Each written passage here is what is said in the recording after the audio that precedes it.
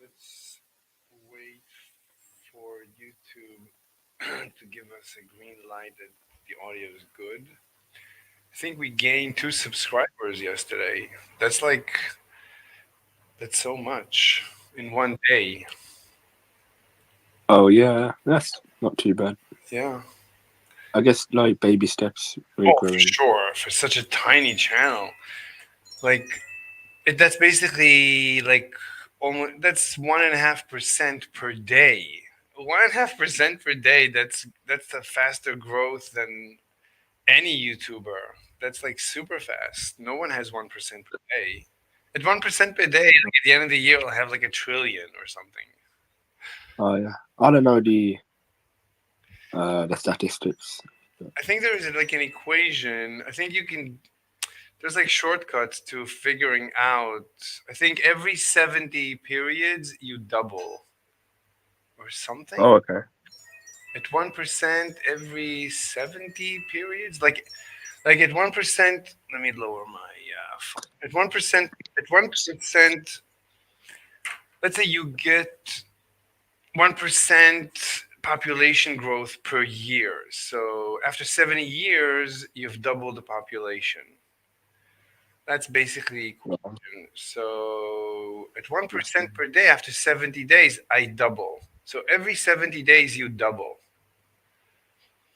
So Interesting. yeah. Uh, So that's it's like not what? very good. It's Yeah, I think we have to be careful with what? doubling the population. Oh, you mean the population of the Earth? The population of the Earth, I think, is growing. I mean, the growth is slowing, and it keeps slowing and slowing. We should do a video about population growth. It's really fun and Uh-huh. simple because there is population simulators that are really simple to understand. And then you see that all the talk about population collapse are completely nonsensical. Do you know? Expand. What do you mean? Right, people say, like Elon Musk says, we must have many children because we're going to face population collapse and all that nonsense. So when Oh you yeah. actually when you run a population simulator with with any number, any normal number, you see right away that there is absolutely no problem of population collapse, and it's utter nonsense. I mean, Elon Musk, I love him. I would say a lot of Oh the wow. time, but some of the time he's a complete dummy dum dum, or he's faking. Like I think some of the I time. don't. Mhm. So yeah, I don't really know too much about Elon Musk. I just get fed a lot of negativity surrounding him from other people. I don't particularly consume that content, but when they do bring him up, they don't have anything nice to say. But you know, Right. I mean, I love him. I love him. well, I would say maybe more than any other human on Earth. I love Jeff well, Bezos. I love all the well, billionaires and and all the industrialists in history. I think they are the greatest people well, and should be yes, worshipped and should be well, what? well, I'm just a bit in shock, I guess. Why? Well, I don't think you should worship anybody. I'm like one of those people in history who likes to like destroy idols. But also, you said you're like a fan of industrialization. Oh I'm yeah. like I'm like the I'm like the Unabomber. I think it's like made us made us like bad. Also, you're a fan of all these billionaires. Like, damn, I'm not. I'm like on the other side, Why? proper far. Well, explain your position. This is very interesting.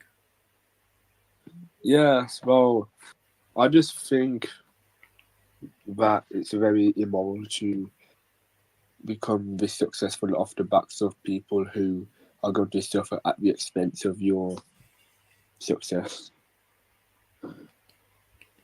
Okay. So go on. I like. So let's say my channel grows and I become successful. Would you say that's at the expense of someone else?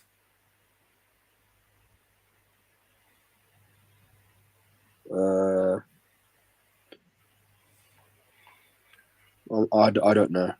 Wait, wait, but that's what you just said. I'm just giving you an example. What if you No.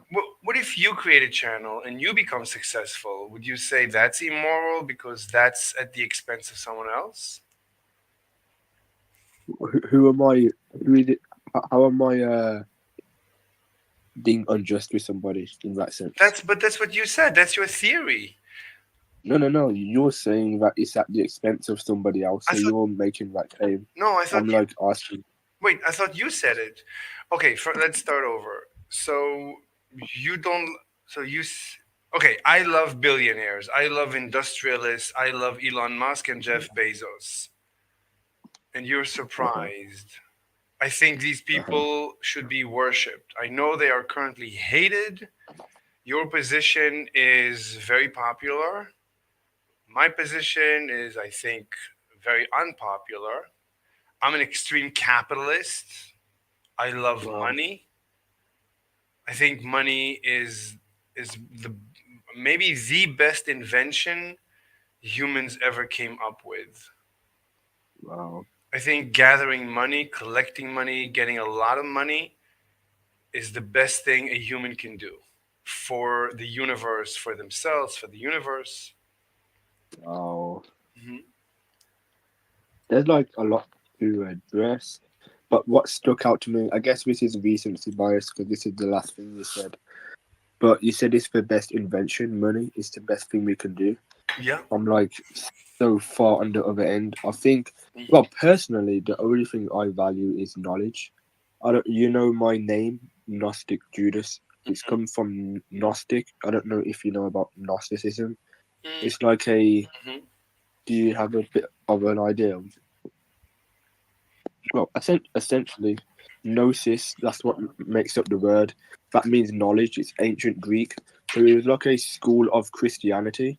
I'm Mhm. not a Christian, but I don't necessarily believe in God, but these guys, they only believed in knowledge. They thought knowledge was like the way to liberate the soul, to become free. Mhm. And this is what I value. I think knowledge is the most important thing. Ignorance isn't bliss. It's just, you know, advice.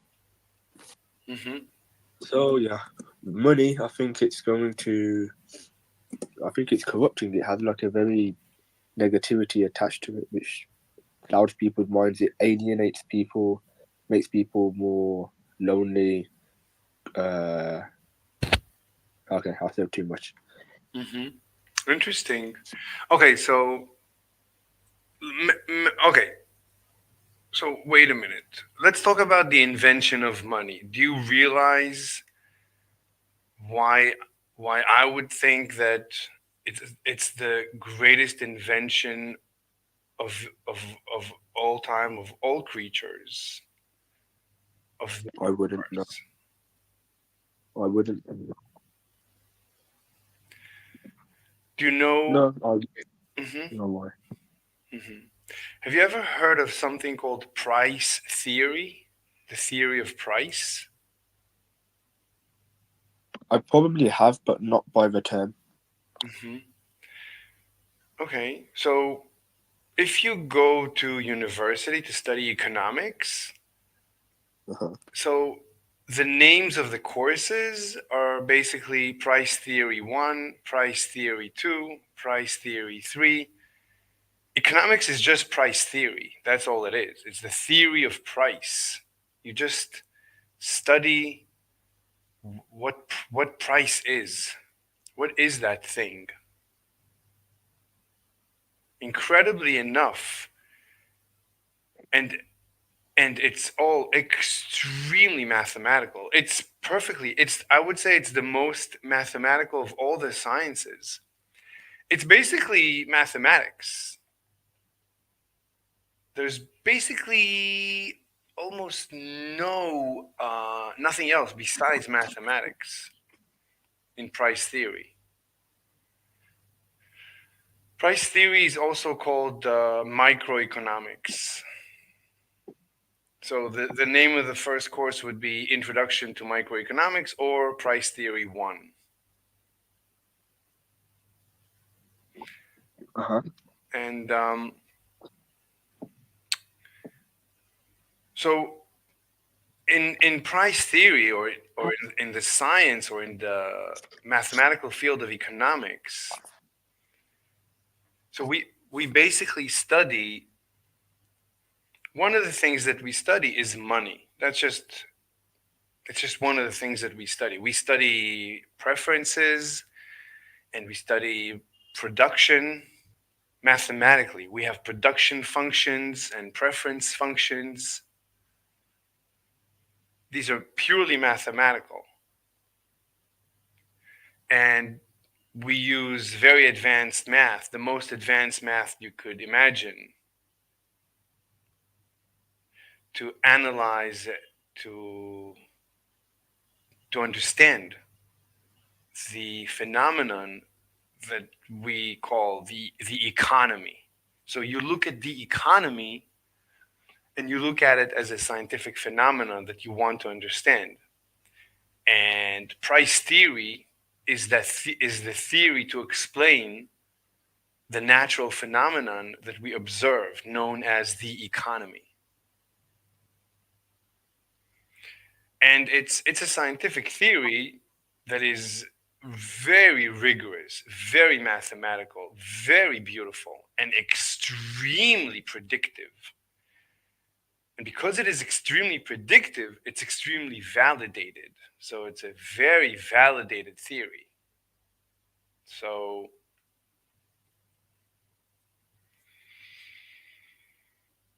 Uh, mhm.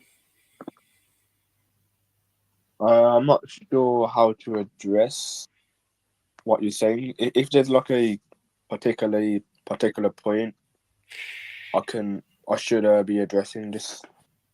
I mean, Probably state that one again.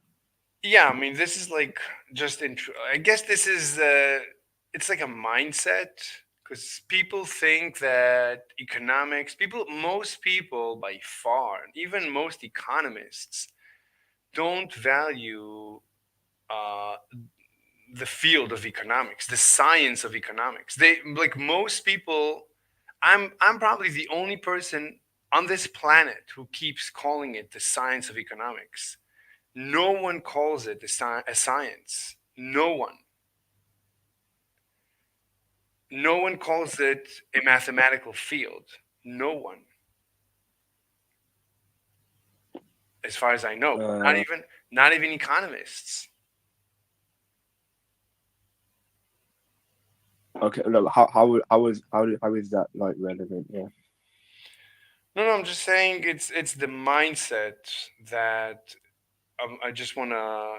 It's a setup. I'm just setting up where I'm coming from. So this is very rigorous. This is after a lot of Oh, rigor. This is not in some. It's not some intuition. I mean, the whole field. I mean, mathematics at the end of the day is purely intuitive. So economics is purely. It's like general mm, relativity. It's based on a lot of intuition. Anyway, hmm. so you I said. wouldn't say it's Go ahead. Go ahead. just to fill in. I wouldn't say mathematics is intuitive per se. It's So. more so like known. It's like kind of like somebody says to you, "Yo, a bachelor, a bachelor is coming to our home." Um, you don't need to be told anything more about the bachelor. All you know about this guy is that he's an unmarried man. So Hmm. it's kind of something you just know by definition. I think that's how mathematics works. Right. But the economics you was talking about is more that's more so behavioral economics, like That's the a study of how people behave. that's a different Yeah. field. I don't know almost anything about behavioral economics. I know almost nothing about it. The very little that I know about it is the field I think that is filled with the most. retracted papers. It has, according, I think that Pete Judo, if you go to Pete Judo's channel, let me bring it up. He's a Yeah. one second. He's a behavioral economist, or he's a PhD student, or I don't know. So he reviews retracted papers. He reviews papers that have been found to be fake and researchers that have been exposed as fake. And I think that the most fake experts are in behavioral economics. Let me pull it up. I don't know if it's the Right. most, but I mean, you just watch, you keep track of P. Judo's channel, and you're going to be astounded how fake that field is. So, In what sense would you say is fake? Like, what do you mean by fake? like, people ran AI through papers and discovered fake data. So the most fake data is in papers in behavioral economics, I think. What Mhm. can you expand what you mean by fake data? Yeah, sure. That you can tell that data has been faked. There's ways to tell that data has been faked. Let me just pull up. As in the experiment they are saying they conducted never actually happened. Well, you don't know if the experiment. Usually, hold on. Let me just pull up. This is Pete Judo's channel. Hi, welcome to my channel. My name is Pete, and I am a behavioral scientist. Oh, it's not. He calls it a behavioral scientist. I am trained in both psychology and behavioral science, and I specialize the science of habits. I make videos about all of those things and make new videos. Oh, my eyes are hurting every single week. Hope you enjoy your time here. So, if we look at his videos, I can't really share it. There's no way to share it and on. Oh, I can. If you tell me what to type, I can do so as well. So why don't you share? Can you share your screen?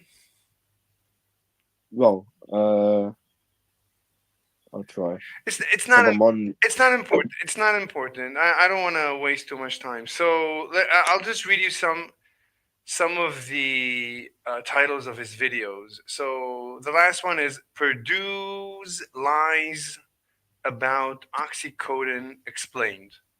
So the research of a private organization called Purdue, their Oxycodone research was a lie.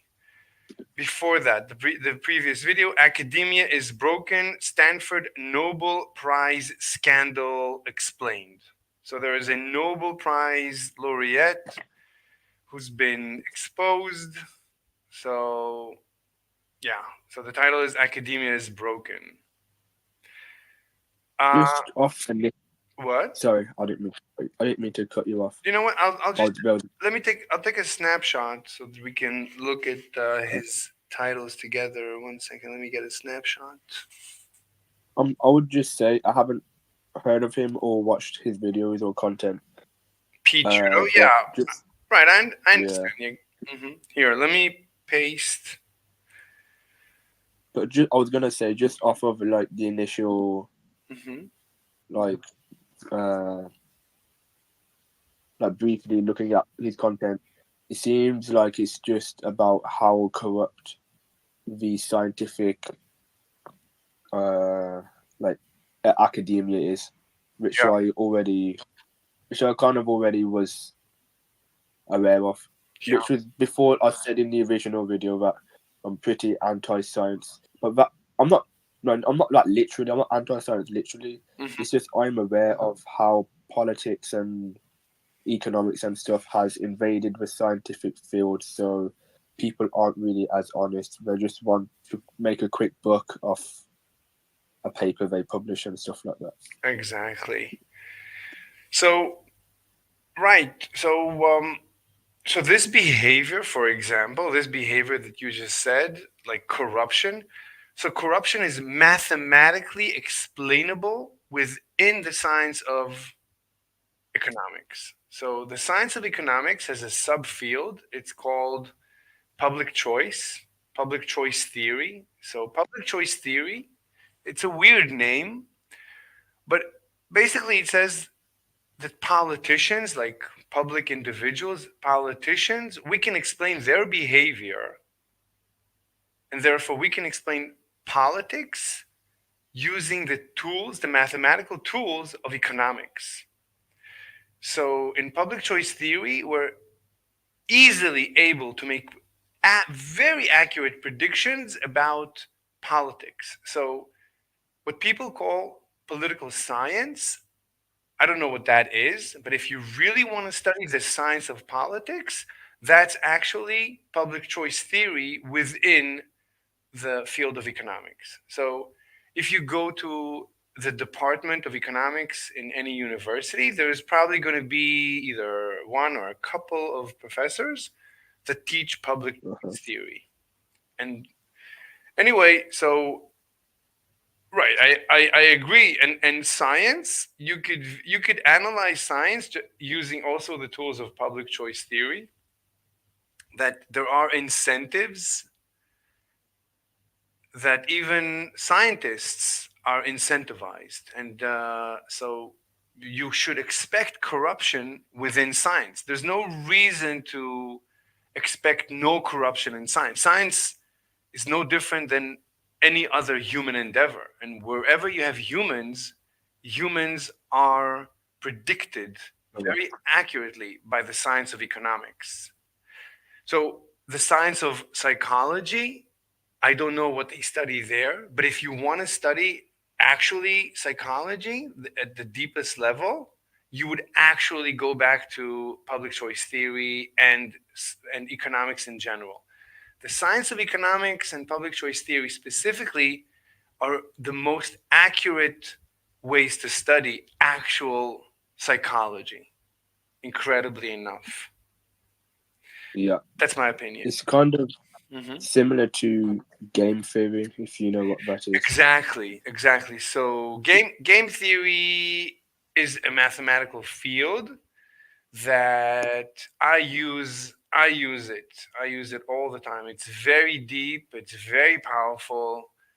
I think other like we use it in meaning other researchers within economics, they use game theory to understand human behavior. It's very powerful.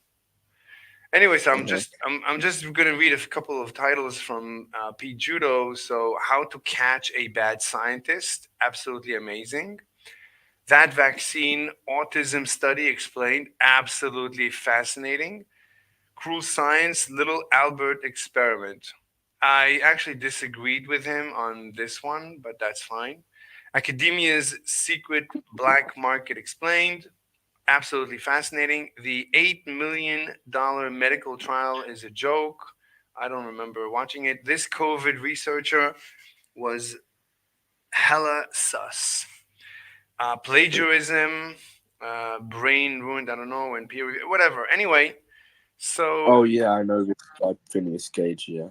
I don't know, but I definitely recommend P Judo if you want to get a perspective of how terrible science is. I'm not saying it's all terrible. It obviously there's good parts to science, but you just have to be aware that the scientific endeavor is a human activity, and humans are definitely economic are modeled by economic models, and that means they have human incentives, and if you offer them money, it might bias them, and so on. Anyway, Uh-huh. so I don't have much respect for behavioral economics. I don't know what that is. I don't think that behavioral economics is part of the economics faculty. I think it's part of psychology or something. If it's part of economics, then I would respect it, but it's not important. You just mentioned behavioral economics, so you triggered me. That's all. No, but I So, go ahead. yeah, that was funny. I was just like laughing. That was funny. Yeah. But surely there is like a element of economics surrounding this field. Sure, psychology as well, but it's going to be like a combination of both psychology and economics. If economics is reducible essentially to game theory. No, I look. I don't know much about psychology. I research brains, so I should know a little bit about psychology, but I don't. I don't care much for psychology. I like psychoanalysis. I think that like when I first Yeah. became aware of psychoanalysis, I was blown away by how powerful it is. Who's Uh, your favorite? I don't have anyone who's my favorite except for the actual idea of psychoanalysis. I think Freud invented psychoanalysis. Yeah. So that's amazing. For that, he deserves a lot of respect. But for anything else, I don't. I couldn't say anything about the rest. Like as far as I'm concerned, the rest is nonsense. Like, I like mhm. Freud, and then there's a guy called Jackson Lacan. So I'm trying to. Have you heard him before, Lacan? Mm-mm. No. No, well, yeah, he's just like a new Freudian. So he developed Freud's ideas and made it like he improved his ideas basically. I So a see. lot of like jargon and complex words, so it's a bit hard to understand. So it takes a lot to understand his content, but I think it's a good practice. His work, Anyway, psychoanalysis.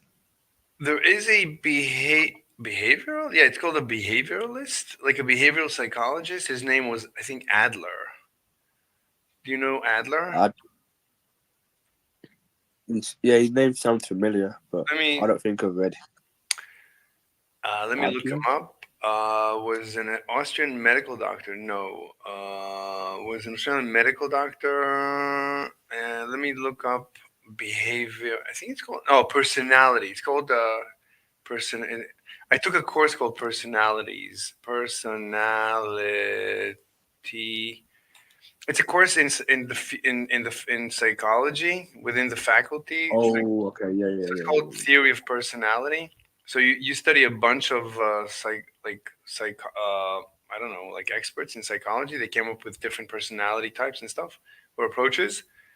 So yeah. Yeah. Adler completely changed my life. The, like after psychoanalysis, it was Adler's theory of personality. Let me see. I had uh, an assignment on personality theory. Oh, I remember this. Interesting. I didn't focus on him though. But so let me paste him because I would look. I don't know if I recommend going to him. I would recommend going to me to understand what I got from him. So what I got from him is a story that he told about dealing with his little child that got bruised. So he said we went to the sink and so he said my child came home like with a bruise. So my response, like most parents would respond in panic, oh my god, oh my, and that actually puts the child in panic and the child then reacts by crying. But but but you the parent started the escalation. The child was bruised and didn't know the meaning of being bruised. Besides, okay, it's a little bit painful, there's bleeding, okay, fine. But then the parent reacts in panic, and then the child imitates this panic and continues the escalation. So he came up with the idea that to react with an immediate neutrality.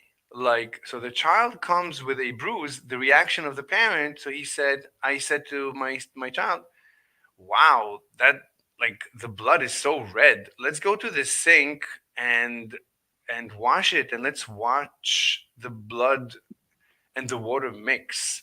So he turned it into like a fascination, let's observe it. Wow, that's like very scientific, a very neutral scientific. It's not, I wouldn't say cold, because he did give the child attention, and but it's a very scientific, calm approach. Like, don't escalate, but do deal with the situation. Don't so some parents, they react by overhyping the situation, and some parents act by underhyping the situation. Like they would say, "Oh, it's nothing," but the child is in pain, and then the child, basically you're denying the child's suffering, and that creates suffering in of itself, and now the child is crying, is because it's brokenhearted, because you don't appreciate its suffering and its pain, and you're ignoring and you're denying. That's like the worst thing you can do to a child. So that's Uh-huh. also, Yes. so you should also, that's also not a good response. The proper response is to absorb the situation, to completely unite with the child in the situation. Like you can ask the child, does it hurt? And the child would say, yeah, it hurts. Yeah, I once got cut too. Yeah, I know it hurts like hell. Okay, what do you want to do? Like, you deal with a child's trauma, in a reasonable way, like an adult, just like you would with an adult. Like you would, if an adult came to you and said, "Oh, I got cut," you would ask him, okay, how are you feeling? Does it hurt? Do you need help? Like you would actually deal as an adult with an adult. So, so since then, that completely changed my life. Because since then, I started treating children. Until then, children were like these different humans. But since then, I started treating children as adults, as you just respect everything they say. And this also, when you deal with someone who is a dummy dum dum, like you talk to someone and they're not that smart, but you still give them 100% attention, and you deal with them as if they were Einstein. Like there's no difference. I don't care who you are. If I think you're not smart or you're a super genius, I would deal with you the same way. I mean, if you're a super duper genius that I can't follow what you're saying, then I guess it's hopeless for me. But like with most people, I'm as smart as most people and more smarter than some people. I don't care. I would deal with everyone the same. I would give everyone respect, and I would appreciate everyone's feelings and experiences just the same, with all the respect. So like trans people, trans men and women, it's like some people say, no, you shouldn't accept them. You need to teach them that it's unacceptable because whatever. And to me, I no, no, no. If a person wants to be trans, then I respect that and I absorb that. I don't have a problem with that. Certainly, I don't have a problem if that's what he wants. It's like a person wants to be called a woman, then I'll call him a woman if that's what he wants. If that's what makes him happy, then fine, so be it. It's not for me. I'm not the judge. I'm just there to absorb and to be with the person. If a person is super religious and believes in God, then so be it. That's fine. If a person is this extreme Nazi, then so be it. That's fine. Like I would try to ask him, I would debate them and convince me of your hatred of all these races, and through that I would try to weaken their position, or maybe they would. I'm still open minded. Maybe I didn't get something right, and maybe the correct position is to be a Nazi and to hate everyone. I don't know. Maybe he's right. Maybe there's some benefit. I'm open minded. So this is all from Adler. Adler completely changed my like how I deal with everyone. Anyway, Very, very, very insightful. yeah, I didn't know. I didn't know he covered all of this stuff, but yeah, it's a very good philosophy of life to treat everybody from ground zero. Don't uh like impose so much. Oh, this person will do this. This person knows this, therefore he's better. Like treat everybody the same. yeah, That they are valuable in and of themselves. yeah. Yeah, very good. like if a person is a Nazi or whatever he is, that's I have to assume he really is that he's been through an entire life that has convinced him that that is the moral position, the true position. Yeah, So I have to start from assuming, okay, that's where he is, and it's going to be a lot of work if I'm going to try and convert him to my way of thinking.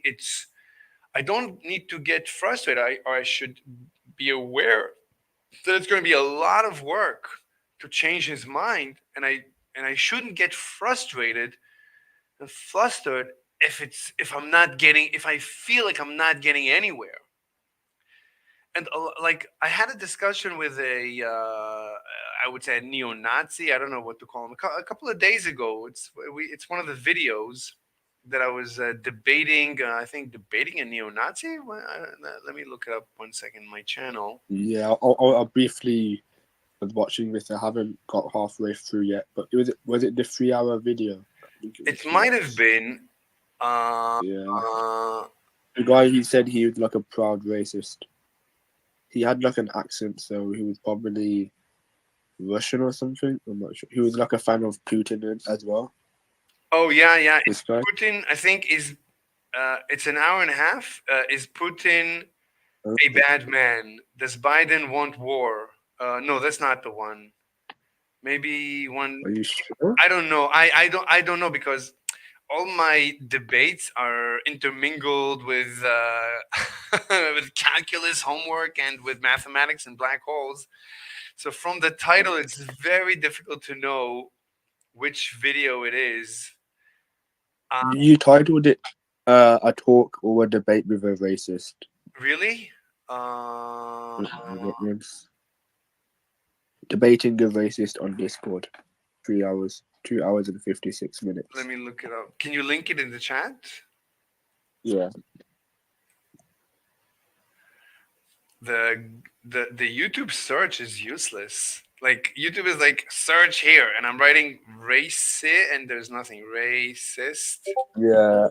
Your like channel is quite hard to find. To be fair, Oh yeah, my channel is impossible. Wait, you didn't paste it? Where did you paste it? I heard you pasting it somewhere. uh, new YouTube videos. Where should I paste it? Oh, always in the side chat. Like when we're in, like where we're here. Well, When we're no, no, I'll take it. I'll take it. Oh, everyone can see it. It's okay. Oh, you took it away? yeah. Yes. Sorry, I'll just pasted it now. Yeah, it's okay. Yeah. So good. So the I think Mhm. if you want a perspective on uh Nazis and Germany's role and how much other countries like America and the UK stuck, and how Hitler wasn't uniquely evil, and how the Nazis weren't even that bad. You should probably watch a documentary called Europa. I I The last I I honestly I don't need it because I assume, right? My assumption is that Hitler wasn't bad. Hitler didn't think he's bad.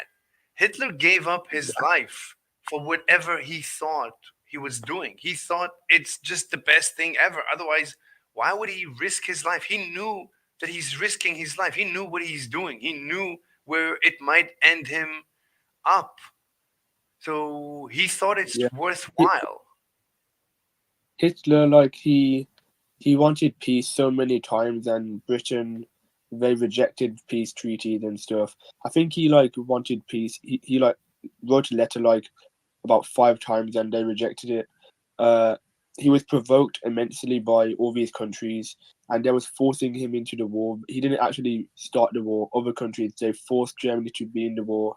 Uh, the state of Germany was like abominable, like before he was in power, and he brought them to the foray. He made them a superpower, and then all these countries like Britain and America, and the Jews, who in their like the Torah, I think that's what the Bible thing is called.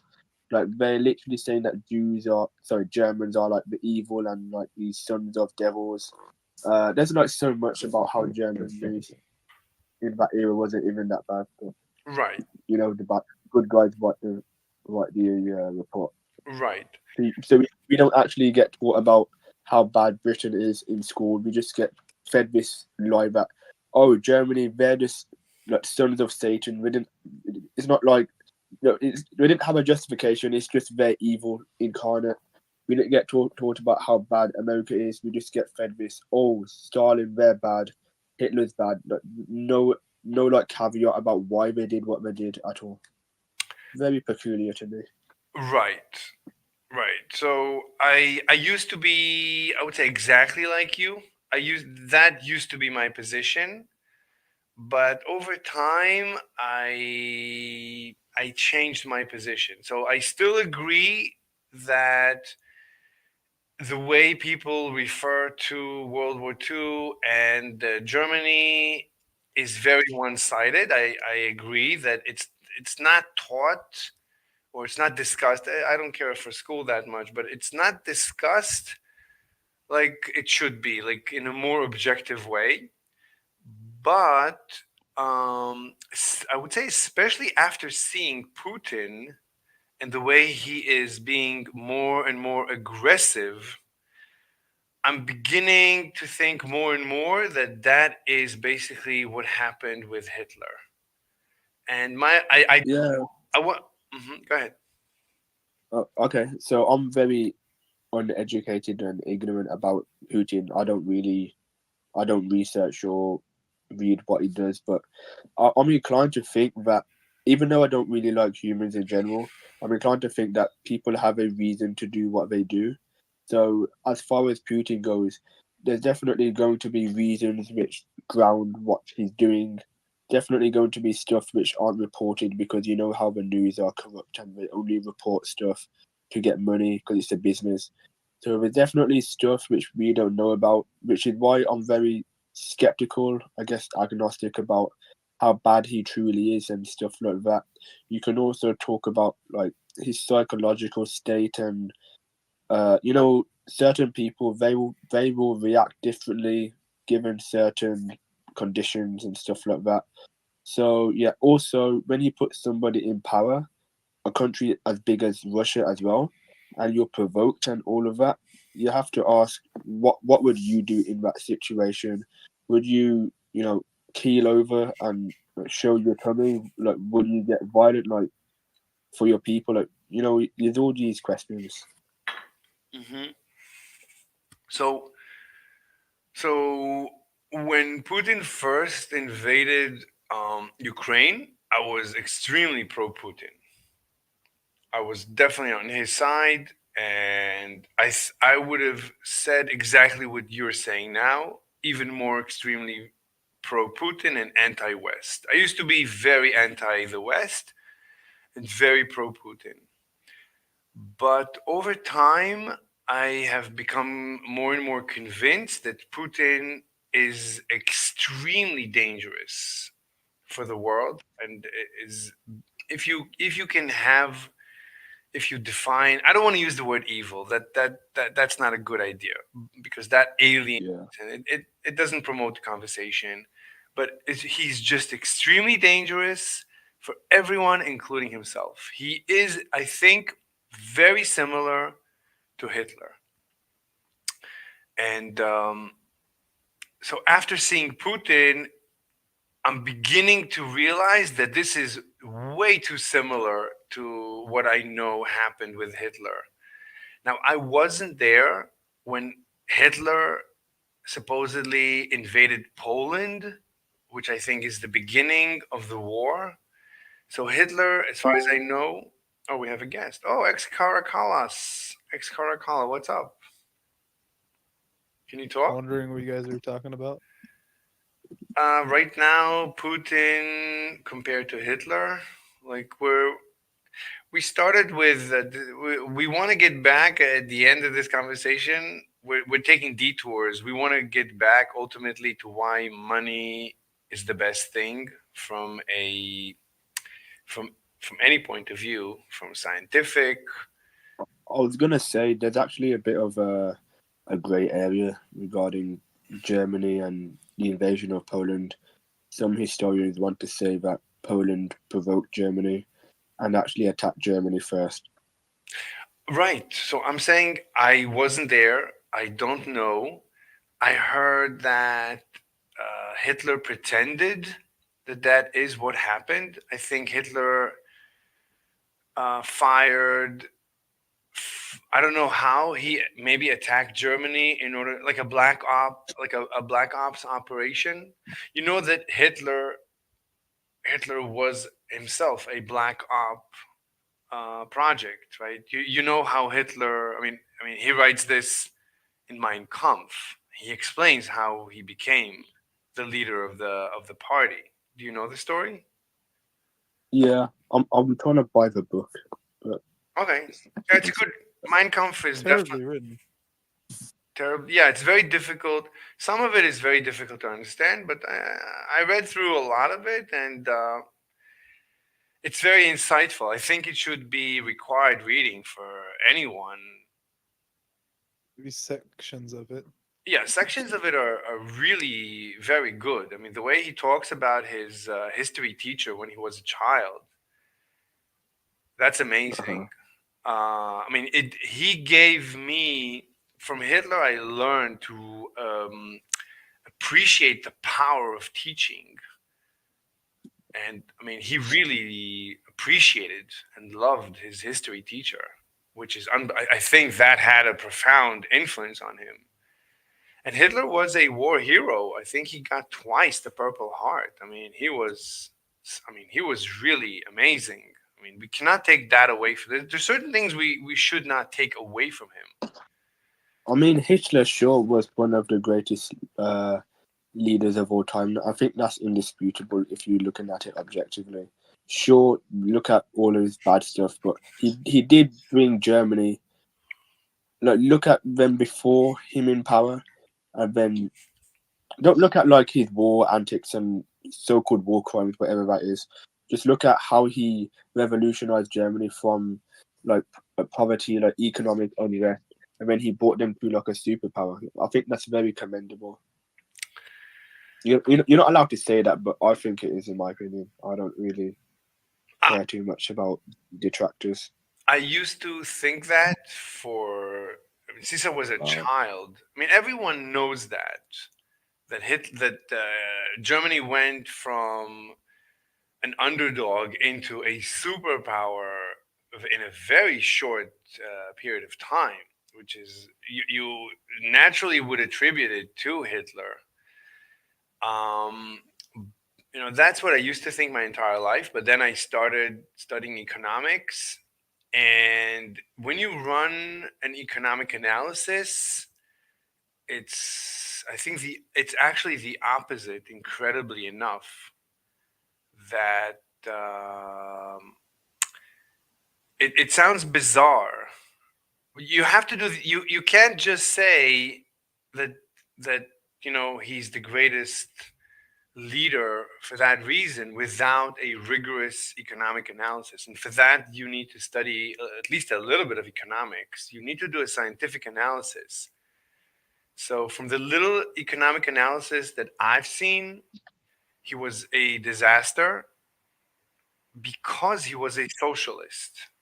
And socialism basically always destroys the economy. I think he did price control, and stuff like that, which just always destroys and distorts the economy and creates poverty and stuff like that. So I don't want to. I like it's been many years, but a lot of people, like as a child, yeah, the natural reaction is, why are people saying such mean things about this guy? I mean, certainly they should give him credit for what he did to the German economy. So that's what I used to think since childhood, and everyone used to rebuke me. How dare you talk this way about such a terrible person? And I used to say, I'm separating his terribleness from his greatness. Fine, you can say every negative thing you want about him, but you also have to say every positive thing that is true. The truth is, yeah, yeah. And but I wouldn't say that today. I don't think there's anything positive I have left to say about him. honestly, at this point, after, now that I'm very old and knowledgeable, there's nothing I can learn from him. There's many one thing that was great about him. He was, I mean, Hitler used to wake up at 2 p.m. every day. He was Okay. he was the least of a dictator that a dictator could be. And maybe that's the reason Germany flourished, because he was not a leader. He used to talk big and maybe motivate the people, but he wasn't involved in running the country.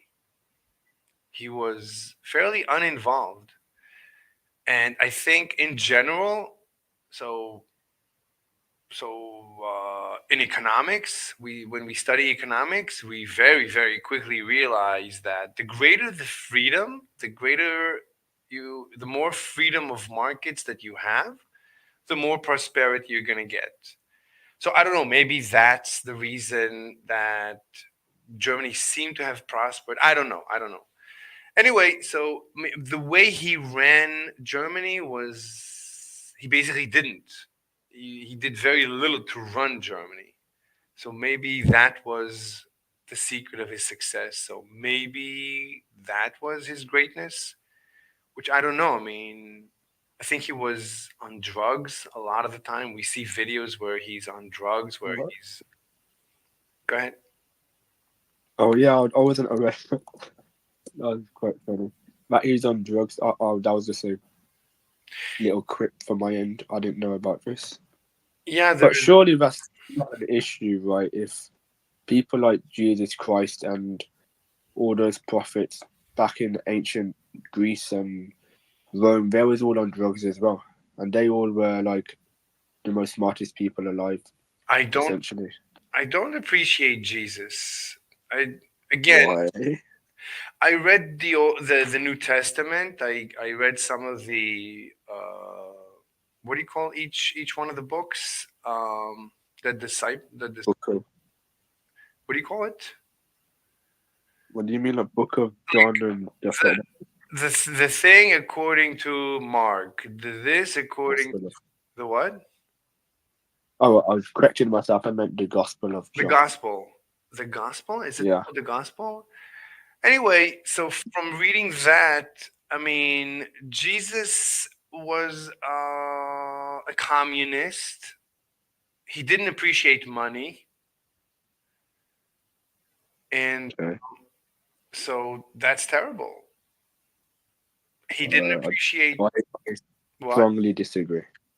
Yeah, I would just say I strongly disagree.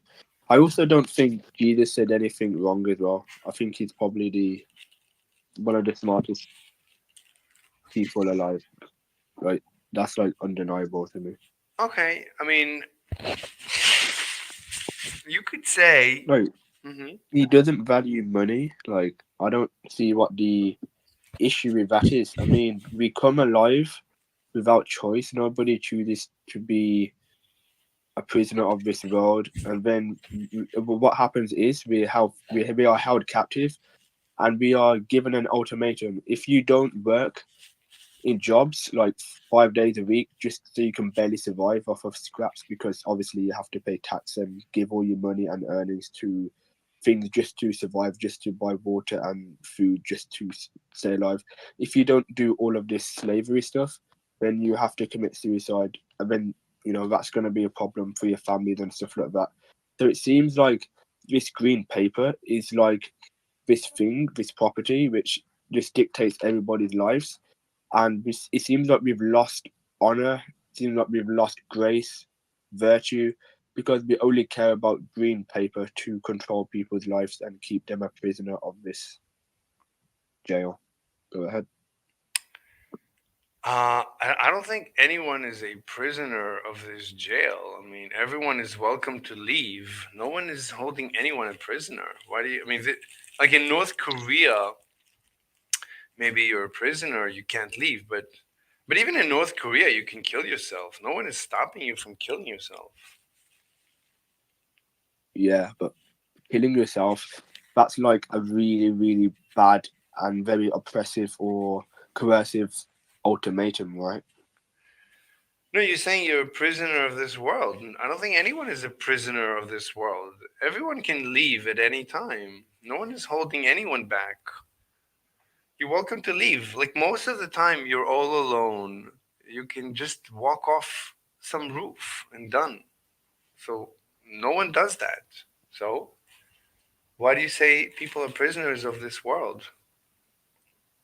Well, in a prison, you're gonna have like you're gonna have people and different conditions imposing you to abide by the rules, and if you don't, you have to face a punishment or something like this. So it's very oppressive and coercive. You're getting forced to act a particular way. And if you don't like this, well, the ultimatum is, yo, let me beat you up and all of that. That's exactly how the world is. If you don't like it, and let's actually realize that you don't get a choice to be born. You're just born, and you're immediately imposed with all of this stuff. You have to work. You have to, do all of this stuff against your will. If you don't do this, well, you have to commit suicide. Like, yeah, go ahead. That's pretty blatant to me. I mean, so you're saying no one gets a choice to be born. Okay. Are, are you going to say with a straight face that we choose to come into this world? I was going to say that this goes back to the discussion from with Mandible about freedom of choice. So my position is that there is no freedom of choice. So there, no one really has a choice. Nothing in this universe can choose. There is no freedom. There's no degree of freedom. I cannot imagine freedom. This universe cannot have freedom. And this goes back to what I wrote before we came here. So I like after I spoke to Mandible, so I was distraught and upset and anxious, and I didn't know why, and I was psychoanalyzing and self-prognosticating what happened. How can I avoid such pain going forward? Because it was a painful experience. How could I have foreseen such a painful experience? And my conclusion after thinking about it since then is that I should thank Mandible for the experience because I came to a great realization, multiple great realizations, which I wrote down. And I mean, we can go into the realization, it's a different topic. But well, we don't have. I mean, this universe doesn't have choice. There's no. Well, it looks like choice. What? I agree. The world is real. Schopenhauer said this as well. Anyways, what I wanted to say before, like, it's like our life is like a sentence we are serving. In prison, you have like all the prisoners. They are competing in dog eat dog.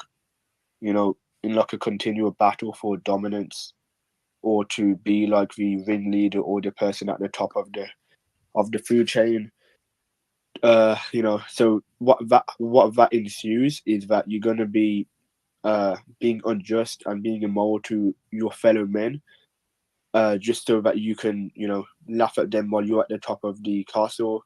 That's exactly how we are in this real world. We don't get a choice. We're here, and then you're forced into this sort of chain of dog eat dog mentality, where you have to be as immoral and Machiavellian and deceitful as possible in order to gain to new heights.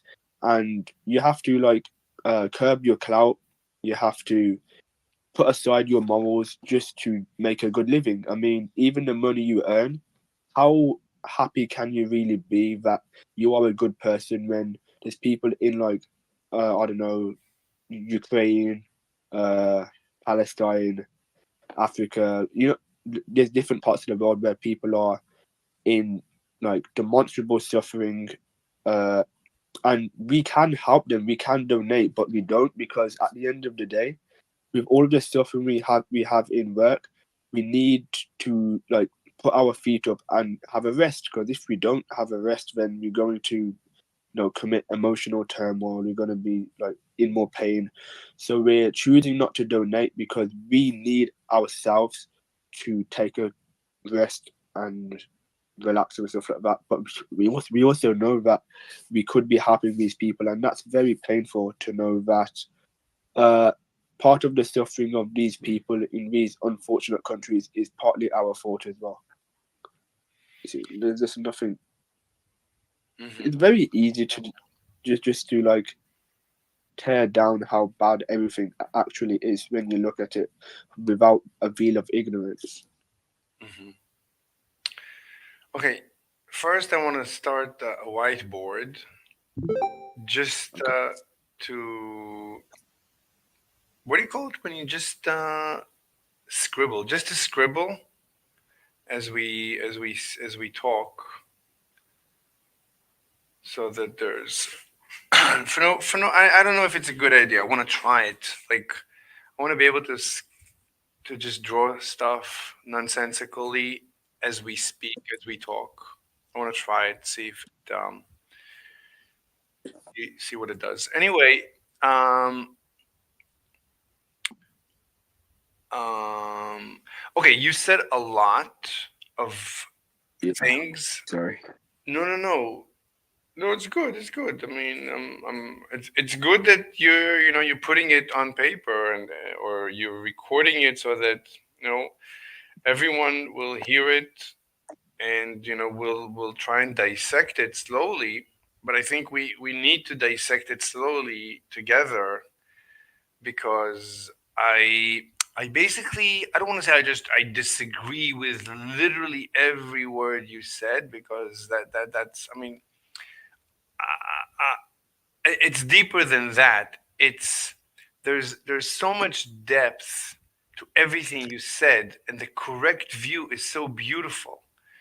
And you have you have the wrong view, and I feel like I have the correct view. I've studied it. I've been, I think maybe I've been where you are. It's the less, it's where, like when you grow up and you're a little child, the world is pretty okay, and then you start seeing and hearing ideas and seeing, how terrible the world is, and you're saying, oh, it's terrible. But then you grow out of that, and you learn even more, and you see how beautiful the world is, and that. Bro, I promise you, Hmm. this isn't something I'm going to go pull back on. I can, if I could like retire you and your family and all of your like next generations, I'll literally bet all of my money and pay all of them off to a happier life, but I'm not going to change my mind. And when I get enough money, I'm going to make sure I am like biologically incapable of giving birth to somebody else, because I don't wish them anything in this world. It's better off if they are non-existent.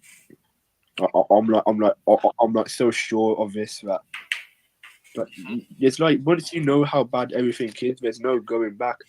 Other than other other than to like just be willfully ignorant. Like Hmm. I understand. Look, I understand your position. I'm saying that I've grown out of it, but it it's the world is much deeper than what you're saying, and the world is more beautiful, and certainly can be more beautiful. And what you're describing, um, there is some truth to it, but I can show you. Um, I don't know how to describe it. Well, we can take what you said and analyze it slowly, slowly, and it's gonna take like some work, and I could show you actually how beautiful the world is. So let's start. So make a claim that I'll try to dissect it. So say something, and we'll like. Why do you feel right? You're saying that this world is so terrible. So give me something short that we can dissect. Uh, suffering sucks. Yes or no? So yes and no. So No. for example, Wow. right? It's not so clear. I understand it's surprising because you would have expect, oh, suffering. Of course it's terrible. So Wow. Yeah. right, your intuition is, of course, suffering is terrible. How can I say yes and no? That's like the weirdest thing. So let's go back to my conversation with Mandible. So I was very frustrated and I was suffering during the debate. And when I was done, I was suffering after. And hours and hours later, I was still suffering and suffering. But what is this suffering, right? The suffering is obviously it's between my ears. He didn't beat me. He didn't punch me. I didn't get bruised. So the suffering, what was this suffering? This pain, this excruciating pain, what was it?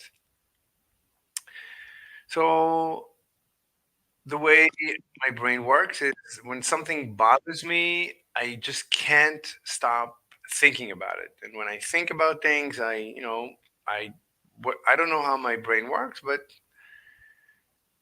for some reason, so I came to the conclusion that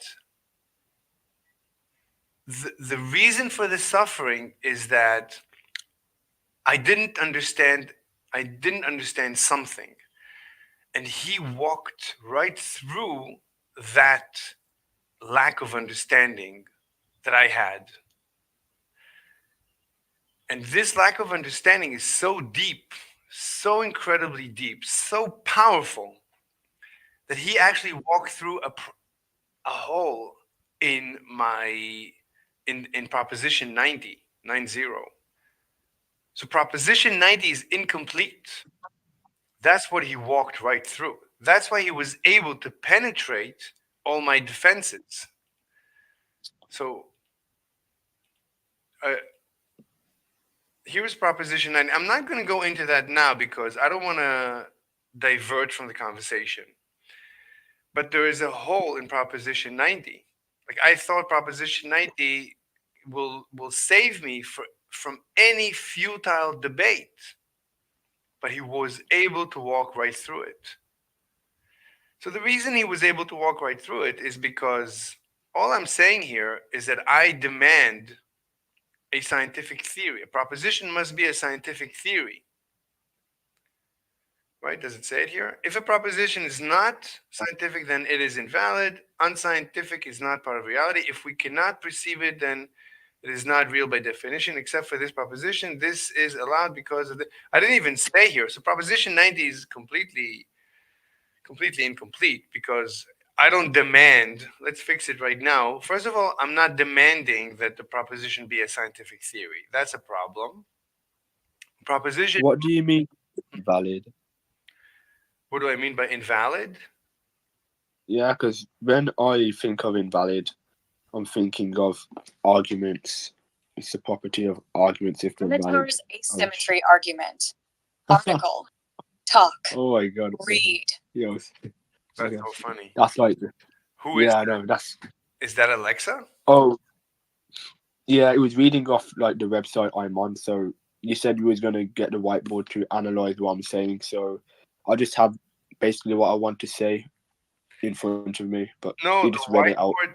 No, the whiteboard is not for the analyzing. It's for a pastime, so that whoever is watching this video will just have something to look at. Like if we scribble, Oh, okay. if we just draw things like for fun, it's just gonna be a little bit more chillaxing. It's just to create Oh, just a little bit, just to make it just a little bit less serious. I'm not saying it's a good idea or a bad idea. I just want to try it to to see if it's any good or bad. So anyone who joins us can just it's just one more game. We can also play a game simultaneously. Like people sometimes they're gamers, and as they're gaming, they talk and go deep. Like Destiny plays games while he's doing his deep dives and stuff. I'm not saying it's a good or bad idea. I just want to maybe give it a shot. It's not certainly it's not critical. Uh, okay, Oh, so I see. so what you said about invalid just means I have to not accept it. If I accept a proposition that is invalid, then I know it's going to be a dead end of a conversation. That's all I mean. It's going to be a futile conversation. It's going to be a Wait, circular. It's just wait. going to Let me be. just. Go ahead. Go ahead. Oh, I just need to. I just need the say that again. I just need you to say it again. I'm writing it down so I can track as the conversation goes Okay. because I tend to like okay. Let me. I Okay. got my Google Doc open. Okay. Okay. So an invalid proposition is just a proposition that I cannot react to, I cannot understand, I cannot relate to it. Right? What is a proposition? A proposition is from the word to propose, right? So if you have a Okay. proposition, that means you're proposing something. Who are you proposing it to? Well, in a debate, there's only two people. Usually, no one is supposed to watch. It's not supposed to be recorded. It's supposed to be between two people. So one proposes something to the other. That's that's a proposition. So you're proposing something to me. That's fine. If I tell you I don't understand what you're proposing to me, then that's the end of that. You need to explain it. You need to explain what you're proposing to me until I understand it. And that is at least the beginning of a debate. That's just understanding the proposition.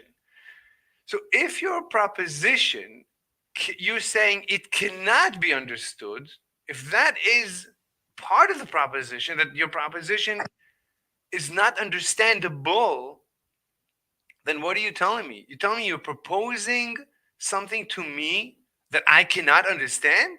But as long as I don't understand what you're proposing, I need to keep asking you questions until at least I understand what you're proposing.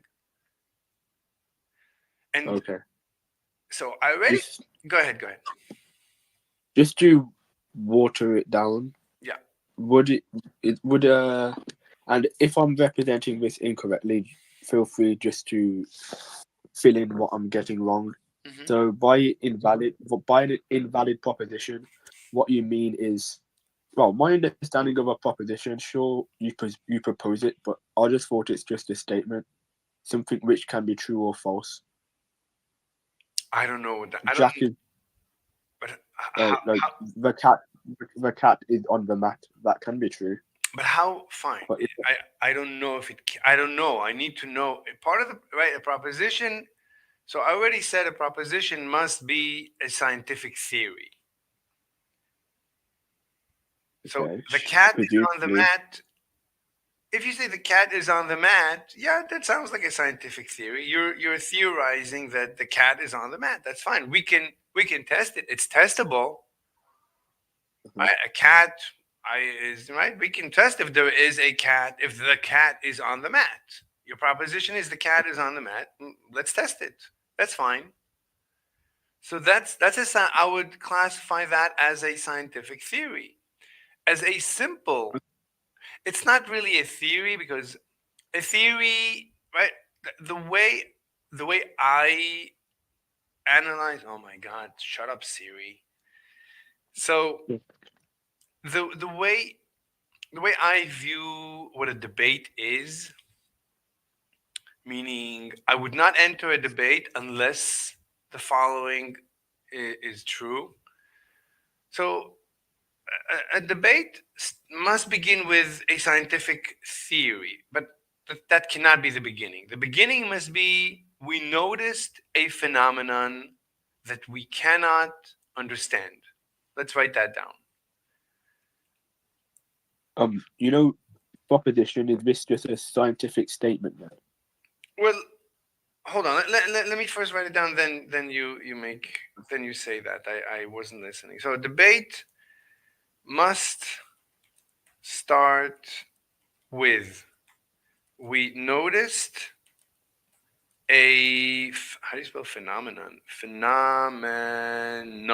P- Yeah, I got it. That we cannot explain, or I noticed, blah blah. That I cannot. So whoever is proposing, that's what he says. That's step one. That was step one. Step two is I have an explanation slash oops. Slash is a command. Oh my god. So you cannot use slash? You cannot start the line with a slash. All right, but you can start with space slash. So slash theory. That is a theory. Or slash hypothesis. I'm going to have to run to the bathroom for a minute. Can you wait? Yeah, that's fine. Okay, give me a minute. I mean, you can talk to the to the audience and recording. You can read stuff, and tell us whatever you think about life. Give me a minute. Oh, okay. So, where do I wanna? Okay. So the idea is non-existence is bliss. So to exist is the worst thing you can do, and non-existence is always to be preferred. Why haven't I committed suicide yet? Well, it's very scary, right? The thought of ending your life. Uh, I mean, I recently came across a view called generic subjective continuity, which essentially says that death is not even an escape for you, even if you don't believe in God. So even if you don't believe in God, you're not a theist. So that means you probably won't go to heaven or hell. It means that you're still going to exist when you commit suicide. This is so scary. It's like I can't win. Like I've been handed a ticket, and the ticket says, "Yo, you exist." I mean, I can't even hand back the ticket because if I say, "Let's turn up the lights," I don't want to participate in this rat race, but I'm still going to exist in some way, shape, or form. What generic subjective continuity essentially is saying is something like consciousness is fundamental. It's something which it is not gonna it's not gonna separate or divide. It's going to latch onto something else, and there you are in a different body. Think of it like nothingness. So before you were born, you were nothingness. So if you die, the idea is that you're gonna you know evaporate into nothingness. Well, what's stopping you from starting the process again? Because that's what happened before. You was in nothingness, and then you came into existence. So that's the idea of generic subjective continuity. Uh, Also, even though life is really really bad, I guess I do value some stuff. I really value knowledge, art as well. But the idea is that you don't even get a chance to enjoy your hobbies because you're too busy at work, slaving yourself off for people who don't give a damn about you, only for you to make enough money just to, barely survive because you're making like really bad money, uh, terrible money, just to have enough money to buy bread and whatever, and pay taxes. And apparently, taxes they don't even go to the government. Like that's like a pretty standard consensus in economics that your taxes don't go to the government. They don't go to the police or any services. The government actually can produce their own money to do whatever they want. So you can read about that as well. The idea of non-procreating is that uh, if you are non-existent, so if you do not exist, uh, sure, you cannot feel any pleasure because there is no you to feel any pleasure, but you also can't feel any pain as well. So at the very least, that's a very neutral state in value. It's not good and it's not bad. However, if you procreate and you do exist, you are susceptible to pain. sure you're susceptible to pleasure, so you can have pleasurable experiences. But the idea that you can feel pain as well is like the idea of a gamble. So your parents are essentially gambling on your life. Hmm. Let's see if my son. Well, what the idea is that I'm a good parent, so my son or daughter or what they child, I don't know, trying to be appropriate Wait, to gender can you hear me? stuff. Yeah. Wait, did you know I'm back? Oh well, I kind of did, but you weren't talking, so I'll presume you was. Oh, I don't know. I just went on, I guess. Oh, okay. So yeah. You should have interrupted. So I should what? it interrupted me while I was talking. Oh, no, it's okay. I mean, I was half listening. Anyway, so let's continue with. Do you want to continue with my Yeah. with suffering?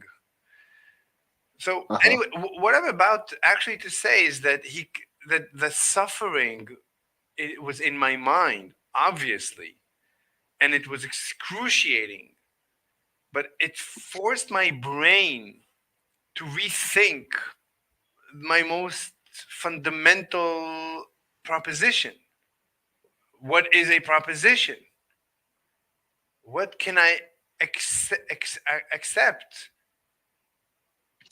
as what is a scientific theory? That's what he gave me. And the reason my brain was in pain was because my brain felt that something is missing. There is a missing piece. I mean, I don't know how to explain. I mean, the brain is incredible. The purpose of the pain is to it I mean, this goes as deep as you want into the internal strategy of the brain, how the brain is pre-wired in such a brilliant way as to force you to think, right? So we say, oh, the future robots, they're not gonna have pain. Well, they're not gonna have anguish. They're not gonna have anxiety. That's terrible. Then they're not gonna think. What's gonna force them to think or to rethink?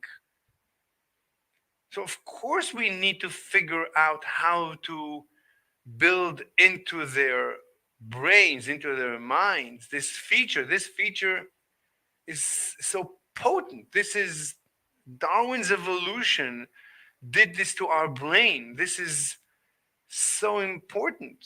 This suffering. This is the suffering. So people would say, "Oh, you're going to program suffering into a robot? What can be more evil than that?" But the answer is no. This suffering, that is, I mean, without that suffering, so the robot is not going to have the ability to rethink life, to rethink Yeah. proposition. So this pain that evolution created, it didn't do it for no reason. You coming now and saying, uh, one second, my Discord restarts every once in a while. Like, I agree. Suffering is like indispensable for like cognitive or intellectual thought. You have to suffer in order to, quote unquote, like written in italics, appreciate life and value things. Sure. so That's why the Buddha, that's why Schopenhauer said life is suffering. look, the point is, so you're saying life is suffering, it's not worth it. But but after you're done suffering, hopefully you realize your mistakes, and now you're going to fix them. And now you look like you asked me in our first conversation, but is it worth it? Is the happiness, does it compensate for the suffering? Well, No, what? it really doesn't. Are you crying?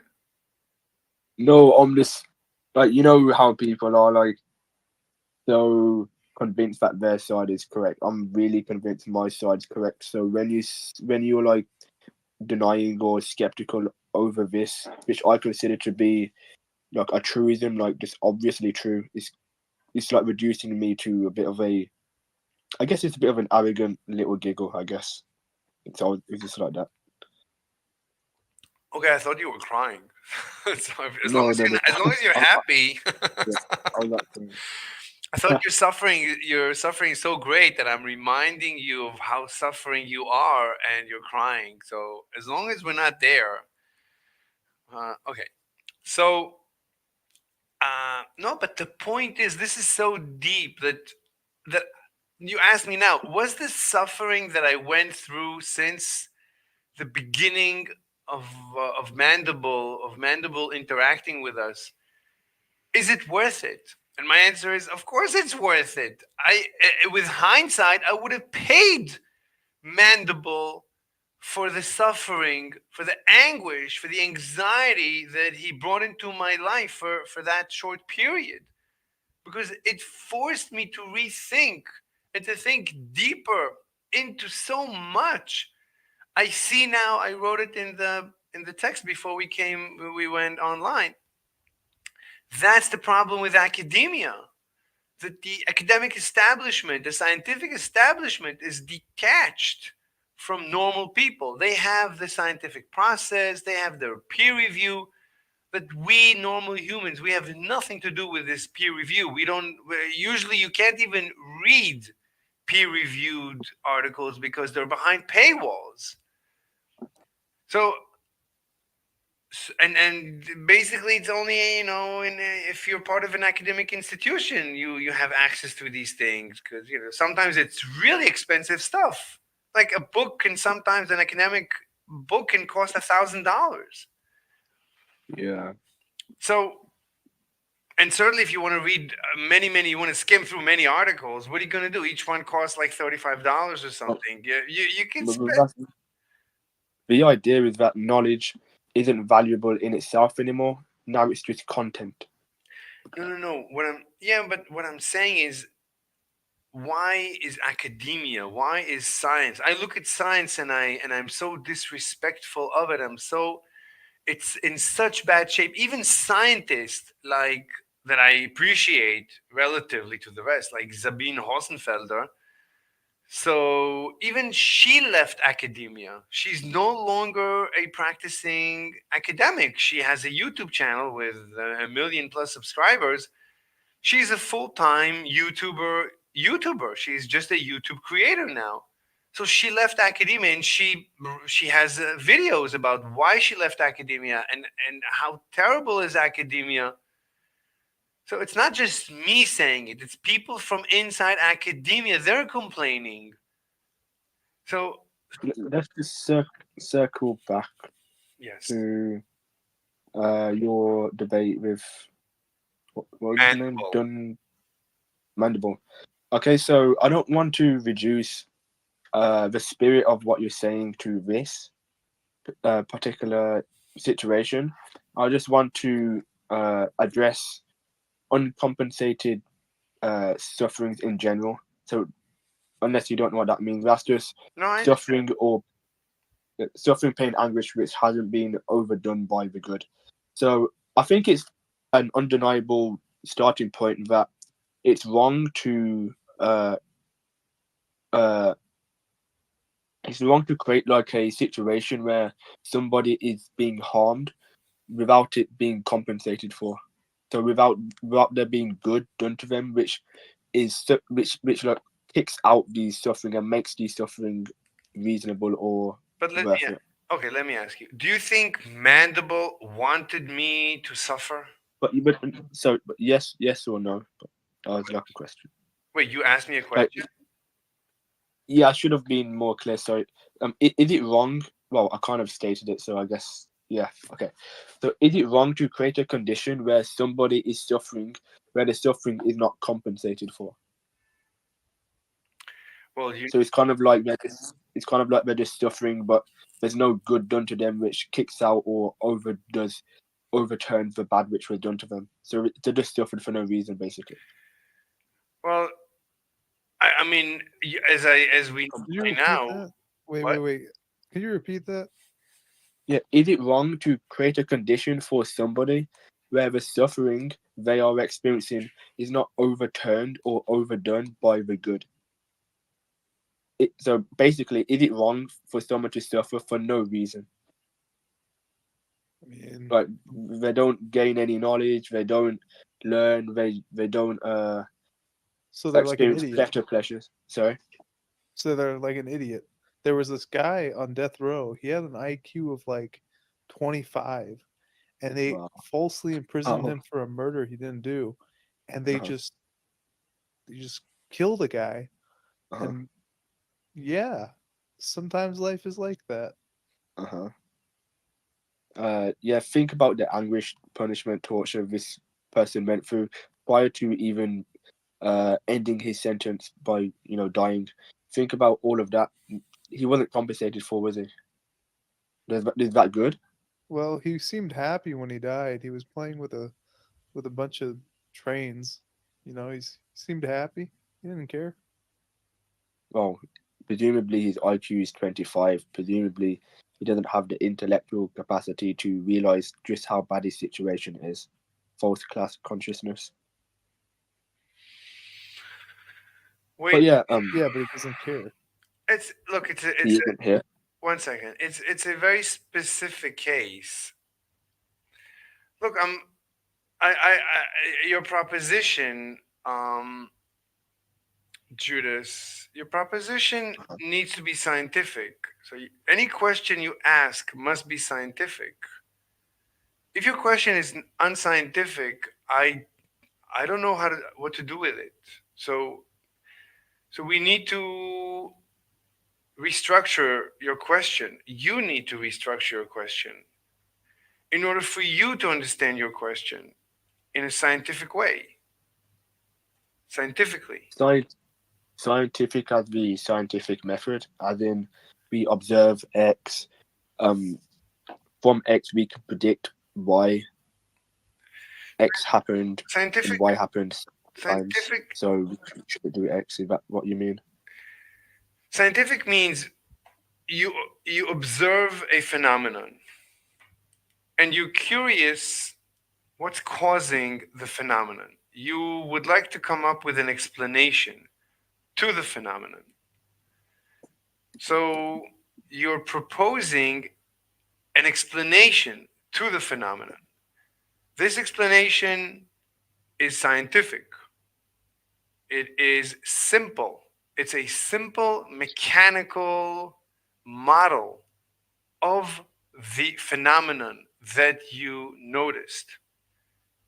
And using this contraption or computer simulation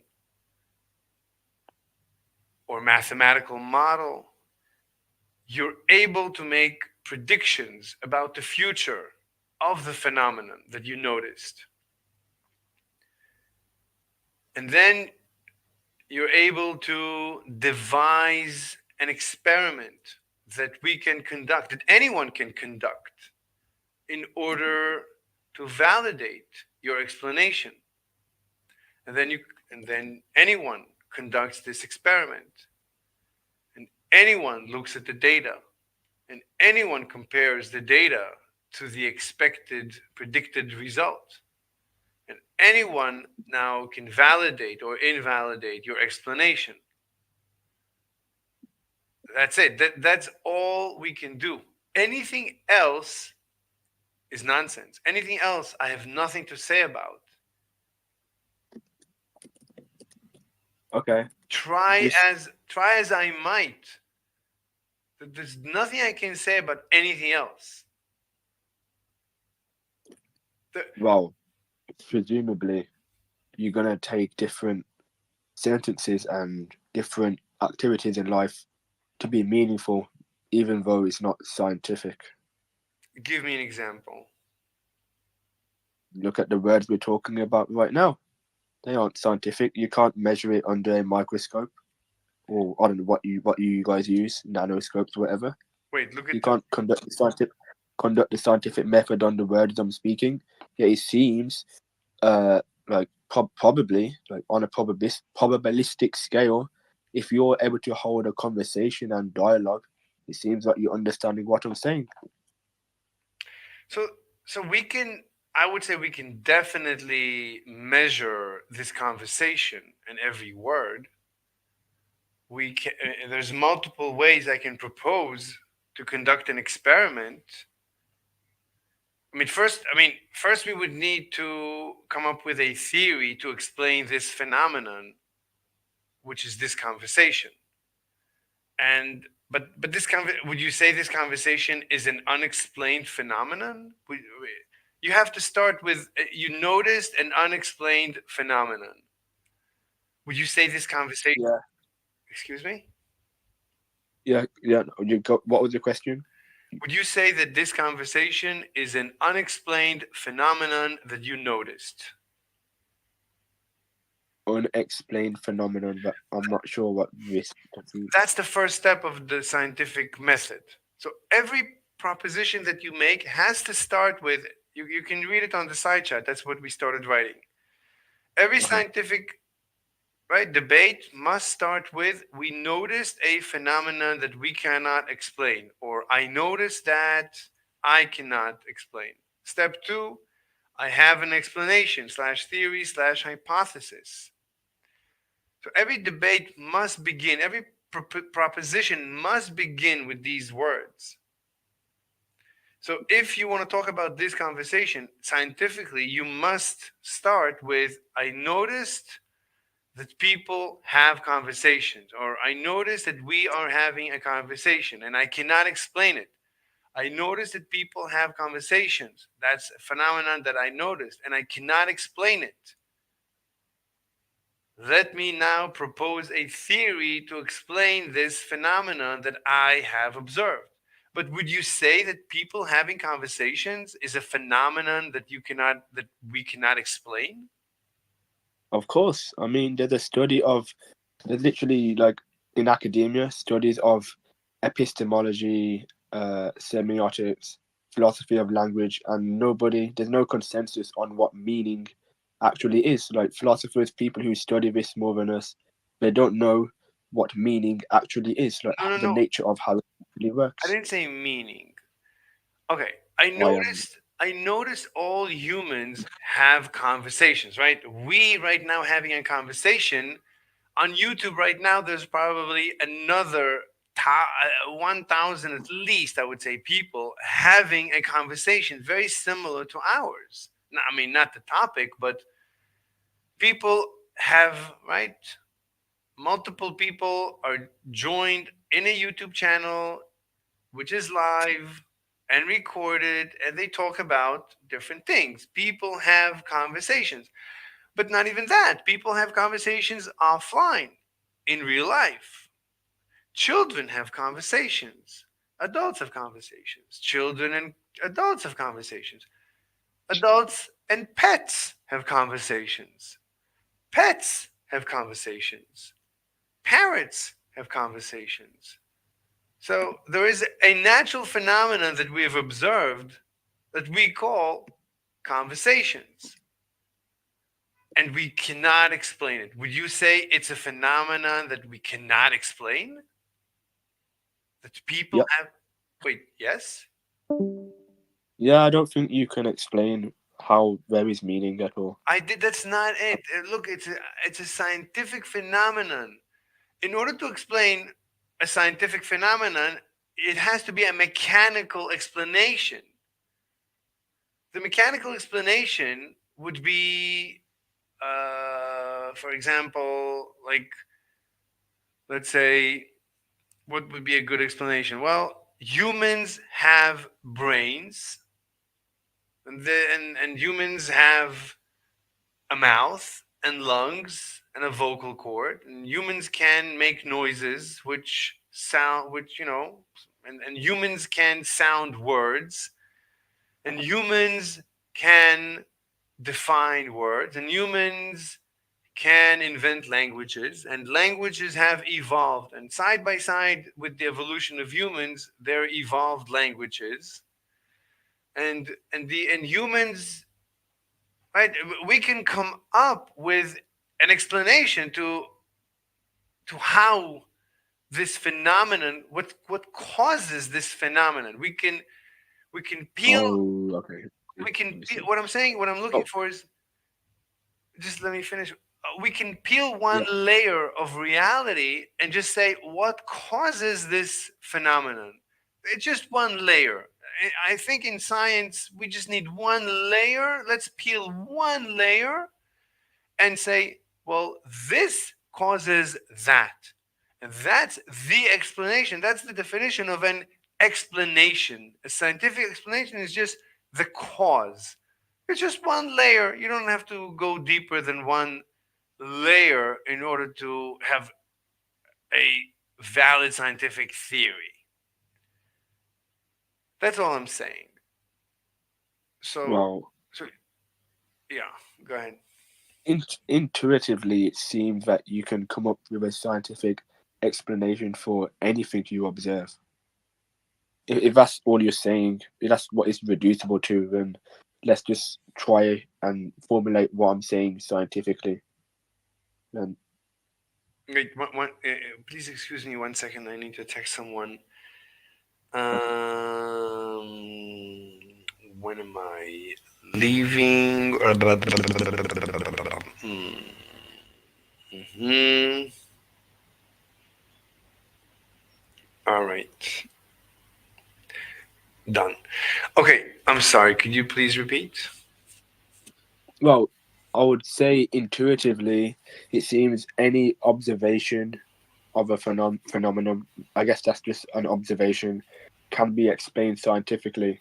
If that's the case, if that's all you're saying, and you just want me to formulate it scientifically, Yes. observe a phenomenon, why did it happen, come up with an explanation, make a prediction about the phenomenon, and then when the conditions are met, the predictions are validated. If that's all you're saying, well, let's just get to formulating what I'm saying scientifically. Yeah. Is that okay? Yeah. So So yeah. Go ahead. yeah. No, you go ahead. I talked. I'll help you. I'm going to steelman your theory about suffering. I'm going to try and do it. I'll try to do it. So I'll try to help you formulate your theory of suffering, because I gave you my theory of suffering just before we went live. So my theory of suffering is that suffering is a mechanism that evolution worked diligently to create in order to help humanity, the gene, survive and succeed. Suffering is an accomplishment of this universe, right? A computer doesn't suffer. And AI, all AIs today, they don't suffer. We don't know how to program suffering into AIs today. And you might think that programming suffering into an AI would be a terrible idea. But I would say that that's unlikely. A right? I would say that that's consciousness. Somewhere that's part of that thing that we call consciousness. Right? Consciousness. Well, Go ahead. let me just come in. So all suffering is, if you boil it down to its bare minimum, it's just an unfulfilled desire. So to suffer is to get something you don't want. So in order to give suffering to the robot, it seems like you just need to make it conscious or enough that it can have desire, or at least just have desires. Because when we don't get what we want, that's when we're suffering. That's that's all it is. It's just -1. No, not getting desire basically. What, someone's beating me up or whipping me? Well, I have an unfulfilled desire because my desire is not to be beat up or whipped. I lose a job and I'm in suffering. I'm like crying. I'm in an emotional turmoil. I'm suffering because I haven't got my desire. My desire is unfulfilled because my desire is uh, I want to be in a better state. I want to be employed. Okay. That's the definition. No, I would say it's more than a definition. It's a little bit of a mechanical. It's a little bit of a mechanical explanation, which is good. But you're taking you're not noticing the benefits of suffering. You're not noticing how important for survival of the gene of the species suffering is. Suffering is important for the survival of the gene, for the success of the gene. Evolution worked very hard to create suffering. Suffering, I would say, I'm sorry if I'm repeating myself, suffering is part of that thing, that bag that we call consciousness. So there was a great consciousness philosopher, I forgot his name. So he said that consciousness is just a bag of features, it's a bag of traits that are built into the brain. It's a bunch of pre programmed traits built into the brain. That's all it is. Each one of these traits is very mechanical, but when we put them together, we call it consciousness, and we are very impressed by this one word. But that's because it's just a very big bag of many different ideas, each one of which is really not that great. So I would say one of the things that make up consciousness is this suffering, this anxiety, this pain. And if you think about this pain, I would say this pain is in the stomach. So the brain actually causes a pain in the stomach. That's all it does. It is Yeah. what? No, I'm disagreeing. I agree. I think suffering is necessary for consciousness and stuff like that. Yeah. 1 second, let me text 1 second.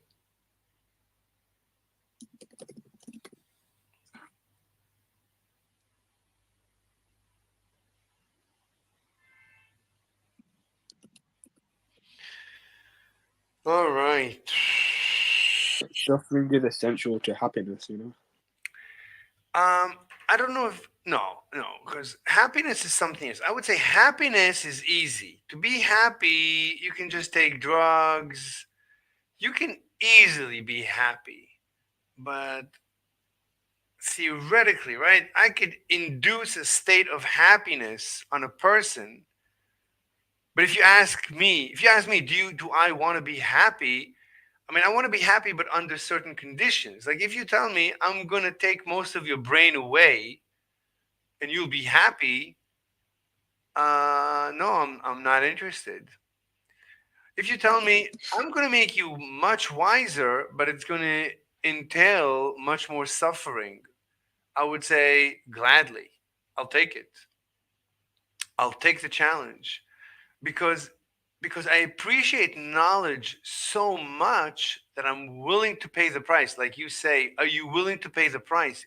The answer is 100% gladly. I don't care how much suffering it will cost me to gain knowledge. I don't care. I love Yo, knowledge. but you are literally saying that you don't care how much you suffer as long as it's repaid with the knowledge you get. So as long as it's compensated for, repaid back, counterbalanced by the knowledge you get in return. That's what you're saying. Okay. So you think that the suffering you get was worth it in the end? I mean, that's how I feel. Yeah. Yeah, but all I'm saying is if suffering is never counterbalanced by anything such as knowledge, like just imagine you were suffering so much and you never got anything in return of value you valued in yourself and you thought, oh, the suffering was worth it. Just imagine how crappy that life would be. And it would be hard to see how a life of peace and quiet In other words, like killing yourself so you don't have to put up with anything like that. Imagine how attractive that would be. Let me ask you something irrelevant. So I keep seeing that my avatar goes green, even though I'm not speaking. Is any noise coming out of my side? No, no. See, it just turned green again when I wasn't speaking. Watch this. I'm not going to speak and watch my avatar turn green. I need to go on the. I'm on the whiteboard, so You get my saw? sounds. Did you see that? It just turned green. I don't know why. Yeah, yeah, yeah. No, do it again. There it is. Yeah, yeah, yeah. There was like I don't know how to explain some sort of machine or engine going off. Maybe maybe it's hearing you through my headset. Okay, let's keep quiet for like 3 seconds. Yeah. So okay, now you Maybe count from 1 to 10, but only speak at three. Like every three. 10, No, every three. So go oh, three, 3, six. 6, 9, 12, 15, 18. Yeah, Okay. I don't think No, it's it doesn't. So but try counting 1, 2, 3, 4, 5, and then quiet. 1, 2, 3, 4, 5. Wait, 5 seconds quiet, 5 seconds talk. 1, No, no. 2. 5 seconds. Oh, No, speak for 5 seconds. Count loud oh, five okay. seconds, and then Yeah. count quietly. But count loud, like not quietly. Count when you count loud. Count so it's loud, and when it's quiet, don't speak. 1, 2, 3, 4, 5. It's. I don't think it was loud enough. Go a little bit louder. Okay, okay, okay. 1, 2, 3, 4, 5. No, it didn't hear you. I don't know. Anyway, I hope there's no noise. Let me see on the YouTube channel if there's any noise. 1 second.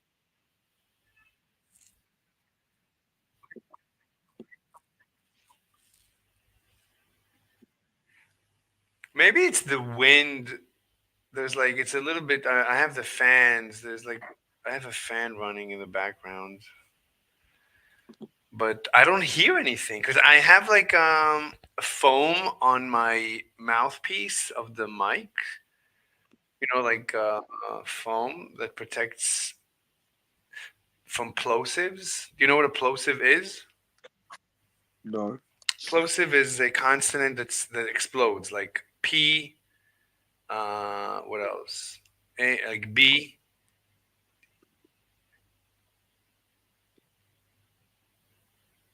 P. I can't hear these sound again, to be fair. Yeah. Anyway, let's continue this deep dive into suffering. So where were we? So we were Uh, okay. So look. So can you quantitatively give me a metric for suffering? You're saying, is the suffering compensated by? Oh, but before that, so two things. Let me write down the two things I want you to do. So one is give me a metric for pain versus pleasure. And the second thing I wanted to say is that it might not be a coincidence that I went through excruciating suffering through my whole life that has made me such an impressive intellectual. At least look, in my eyes, I am an impressive intellectual. I impress myself in my intellectual accomplishments. So shit. what? Sorry, I'm connected to a different. Okay. Did you hear what I said? I connected on my computer, sorry. Okay. Okay, go No, it's ahead. okay. Let me I'm just so sorry. I'll write let me write down number two. So there might be a correlation between uh, people who suffer and then become great. So it might be that suffering creates great men. It might be. I wouldn't be surprised. It's like an MMA. It's like an MMA fighter. So in order to become a fighter, you need to train, and during the training, you're gonna suffer. So I would say that training makes a great athlete.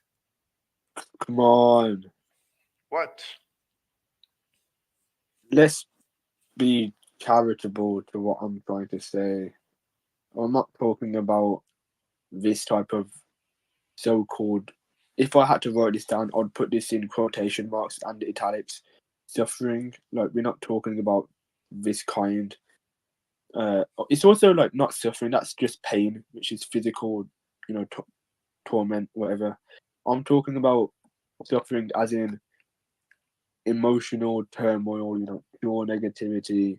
You know, you know What do that you sort of stuff. We're not what do you what do athletic. you think what do you think I'm talking about when I'm telling you my entire life was full of suffering? It's exactly those words. Yeah. So maybe that turned me into what I am. Maybe if I had just a perfect lazy life, I would have just been another normie, Like there are normies, people that me and you, I would say we don't appreciate them. I like no one appreciates normies. Everyone talks down about normies. Like, would you like to be a normie? If I told you you could go through life without suffering and come out a normie without your great intellect that you are now, would you trade it? Without suffering, of course. Wait, Yeah. wait, your But I audio don't. I think that's wait, your audio okay. is like there's echo, so it's like you're Oh talking. yeah, I'm in my bathroom. One sec. I need to Oh, go to oh, toilet. One no, it's second. okay, it's okay. Just One second. mute your mic when you're pooping and peeping, so we don't suffer, because that's gonna cause a lot of suffering to everyone. Anyway, so I'm going to just make a modification as you're poopy peeping. I'm going to modify proposition 90. So, but also I wanted to say what a proposition is. But so what should I do first? I would go first here. So you know what? Let me write it. Let me take proposition 90 and fix it up. So preposition, we're talking about preposition 90, so let's talk about it. So if a preposition is not scientific, then it is invalid. Unscientific is not part of reality. If we cannot perceive it, then it is not real by definition. Except for this proposition, this is allowed because of the incompleteness theorem. That's fine. That is fine and dandy. However, so what is a scientific? A scientific theory is a simple, understandable model of an observed phenomenon that we cannot explain. So understandable, that's not how you spell understandable. Understandable. What did I and observed. That's not how you spell it. Observed. I don't see the difference.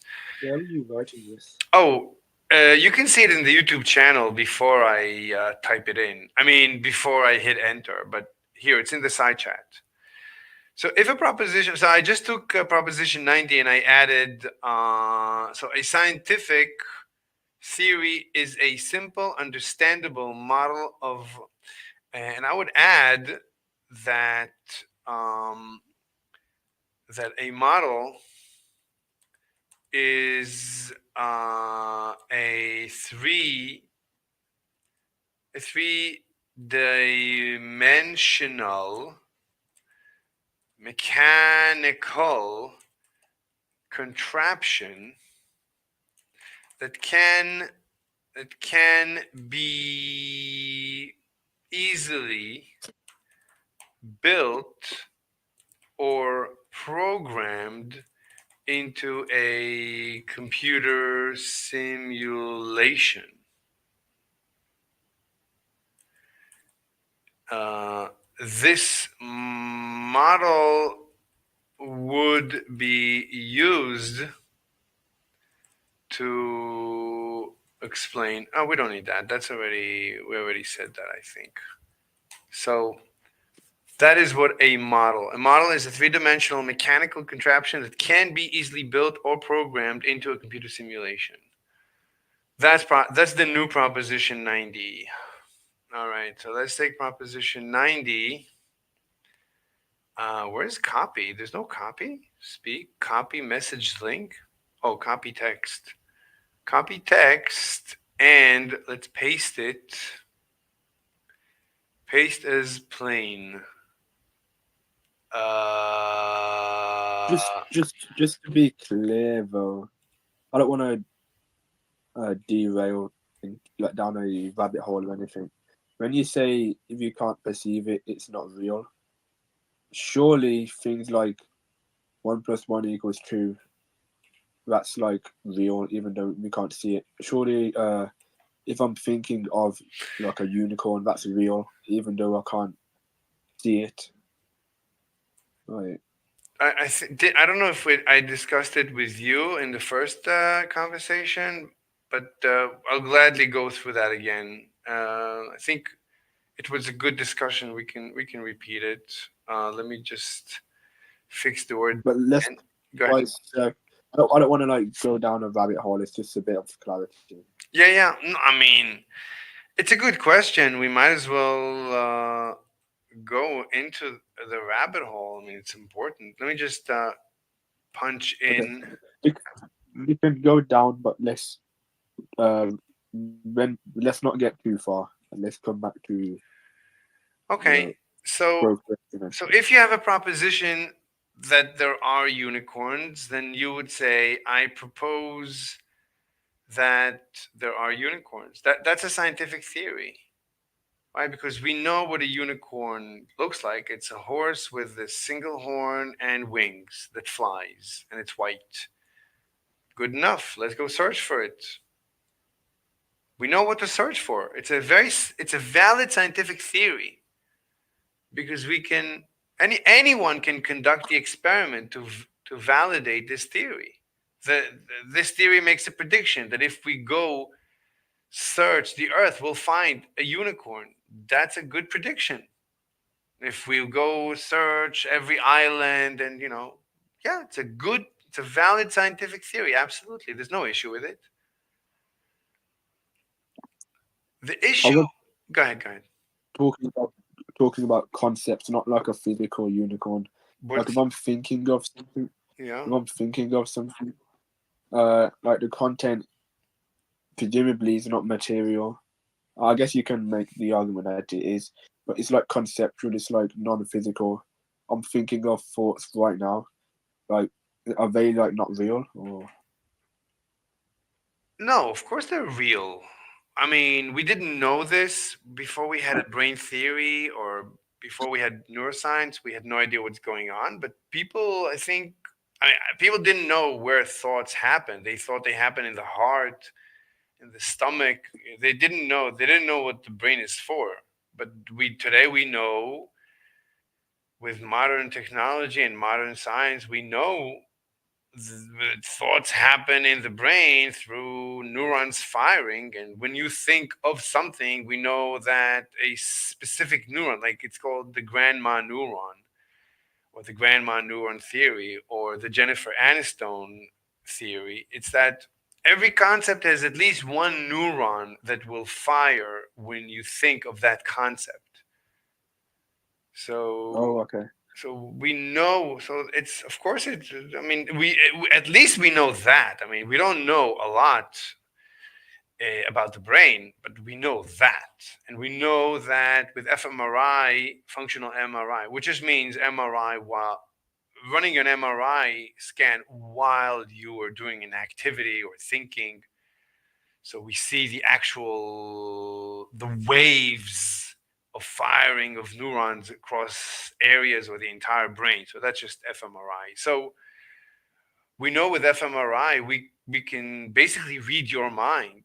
And actually an AI has been taught to read a mind. And an AI could tell that a person is looking at the picture of an elephant when the person was looking at the picture of an elephant. Like you can train an AI that you can show a person a picture of something and run an fMRI, and the AI is watching this entire thing. So you're training the AI that this image looks like this in the fMRI. When a person looks at an apple, it looks like this in fMRI's person. When a person looks at a car, this is what the brain activity looks like. And so after that, you show the person a picture, and you don't tell the AI what the person is looking at, but you do show the fMRI, and the AI is easily able to tell you what the person is looking at. It's not even a challenge. It's like this is from years ago. This is elementary at this time. So to tell me that thoughts are not real, I mean, we're way past that. Of course, thoughts are mechanical. We have exactly as I propose in Proposition 90. We have a simple mechanical model to explain thoughts. Because the neuron is a Okay. very let me just finish. The neuron is a very simple mechanical contraption. It's literally a contraption. It's really simple. I can explain to a child what essentially the neuron is in under a minute, easily. A child will know enough about how to model a neuron and therefore how to model the entire brain in under a minute. And certainly we can build simulations, and people have built, and this is an active area of research. That's actually my area of research. That's all I Yeah. do. So Okay, I can see that then. Yeah, that's definitely a good response. So that would be real. Yeah.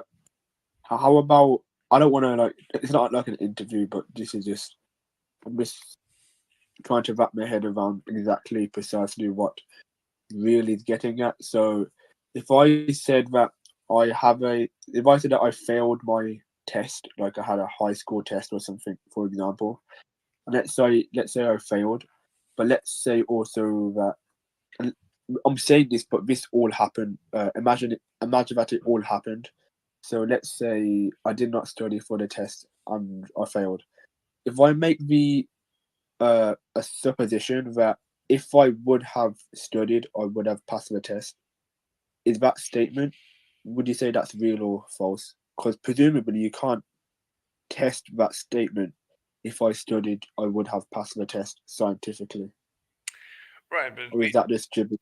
no. There is no gibberish. There is no gibberish. The beauty of Proposition 90 is we can convert anything that we're not sure of into something that we can be as sure of it as 1 + 1 = 2. We can be extremely sure. So about something like, if I would have studied, I would have passed. So in order to make it scientific, I would say, so we've noticed a phenomenon, right? You always start with, we've noticed a phenomenon that there is a correlation between how much people study and the grade that they get. We've noticed this phenomenon and we cannot explain it. So let's come up with an explanation slash theory to explain this unexplained phenomenon because it's bewildering. Okay, so a mechanical explanation would go back to the brain and would be that the more you study, the more you are teaching the brain, right? The brain, you could look at it as an AI that you can train. So the more you train, the higher the certainty, the higher the probability of a correct answer the AI is going to give you. So we can model the brain with AI. And actually, historically, that's what AI is. Where do you think AI came from? AI initially was just a scientific model that neuroscientists came up with. That's how it began. So if an AI, anything you can say about an AI, that's the simplified model of the brain. Today's AI models are extremely complex, but they're still straightforward. I mean, engineers have these diagrams, and you can talk to the engineers. At this point, the engineers don't know what's going on. They just go at this point with trial and error. They're no longer, they have no idea at this point what they're doing and why it works. That's what I would claim as someone who studies, this field for a while. So it's not, but it's a mechanical contraption, right? Or or computer simulation that, right? So anyway, so that would be my that's how I would approach your statement that if I would have studied, I would have passed. And we can make your statement even more and more accurate. We can, we can make it more involved and create an actual, scientific experiment and so on. We can also test it with other humans. But obviously, everyone knows that the more you study, there is a correlation. The more you study, the more it is probable you will pass a test. It's right. And we know Uh-huh. why. It's because the tests correlate to the material that you're studying.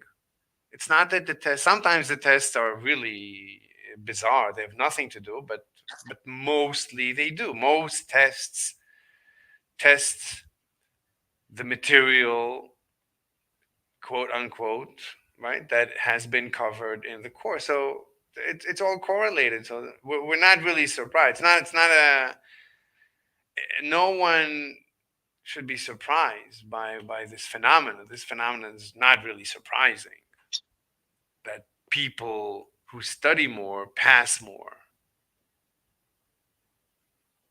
Okay.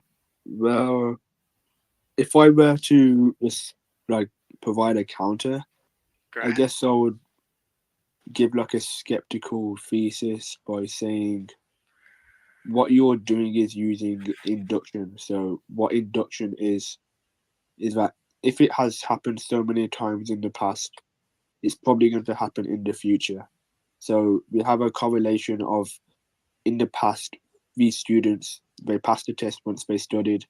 So I'm then supposedly led to believe that if I would have done the same thing, if I would have studied as well, then I would have passed the test.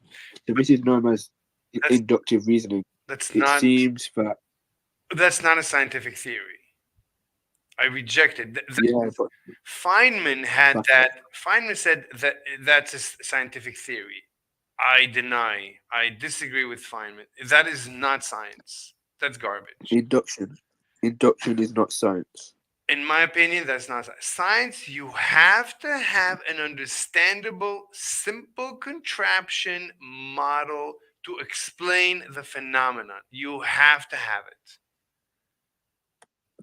Otherwise, it's Uh, not science. You have to science peel. What? science uses induction. So science is what you want science to be. No one has decided what science is except for you. You will decide what science is for you, no one else. You can disagree with Einstein, with Feynman, with Popper. You have every right to. It's your life, it's your decision. It's your word. You're using the word science. You define it however you want. It's up to you. No one can tell you what science is. Only you can say what science is. If you decide that everyone is wrong what science is, then you're right and they're wrong in your mind. You're you're Uh, I you're guess I'm a bit. mhm. Sorry. You're a big boy. If you're taking on the greatest scientists in history, it's fine. You might be greater than all of them combined. Who cares whether it's true or not? It's no one guarantees you that Einstein understood what science is better than you. No one guarantees you anything. There's no guarantee. So if you feel Einstein is wrong about something, done. You, you I guess I'm just Mhm, extremely confused. mhm, And if I'm wrong, then please fill me in, mhm, clue me in. Like mhm. why you would say science doesn't use induction.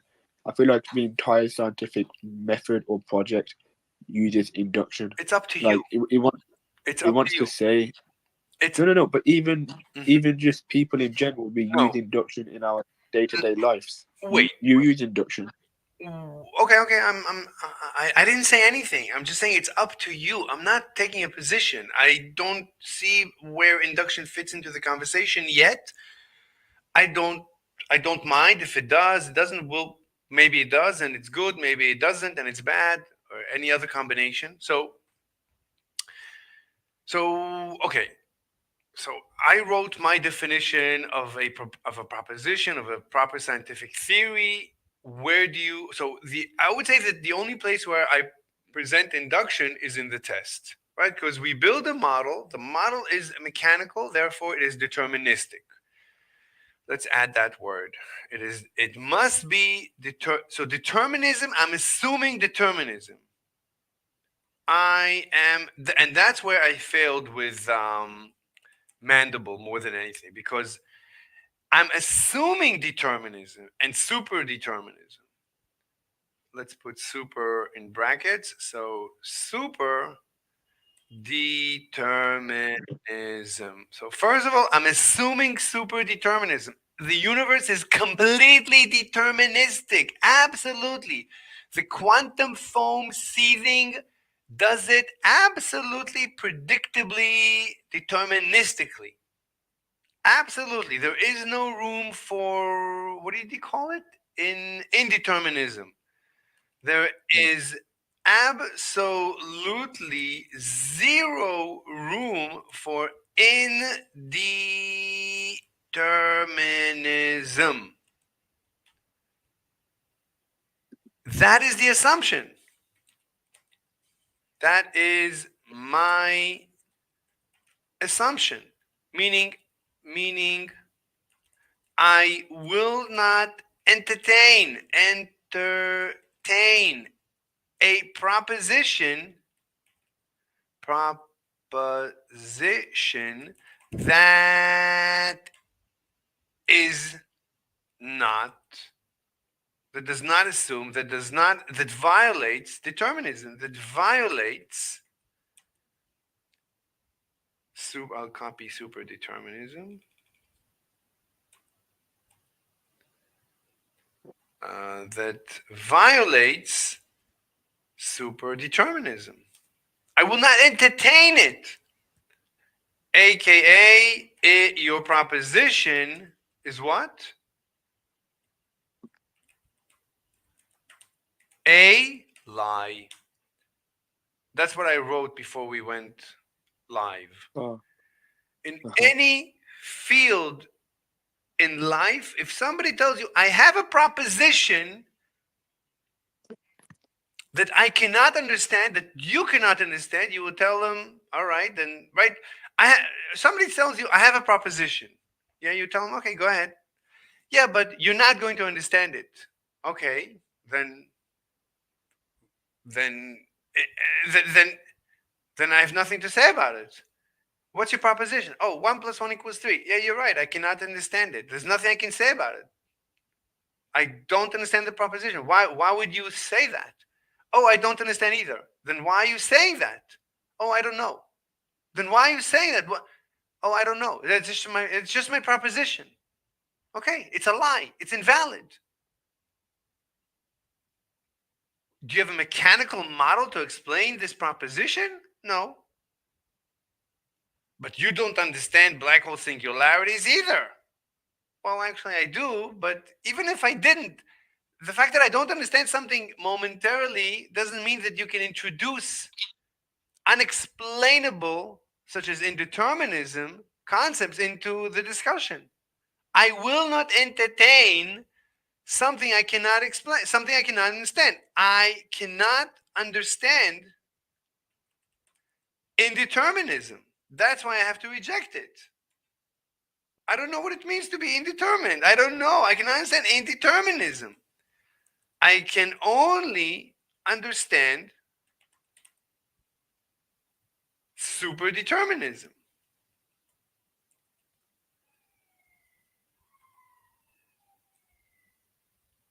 Are you following? I am following, yeah. So, you see that you usually, like, I had a debate with a vegan, and I was able to easily win at 2 debates with vegans, like yesterday, and I was easily able to control the discussion easily without any challenge, without needing to think almost, just by using Proposition 90 again and again and again. That's all I had to do. But with Mandible, he was able to walk right past through all my defenses. And I didn't understand why. He's like Neo from the Matrix. He walked right through my simulation. He broke through all the barriers that I built. How did he do it?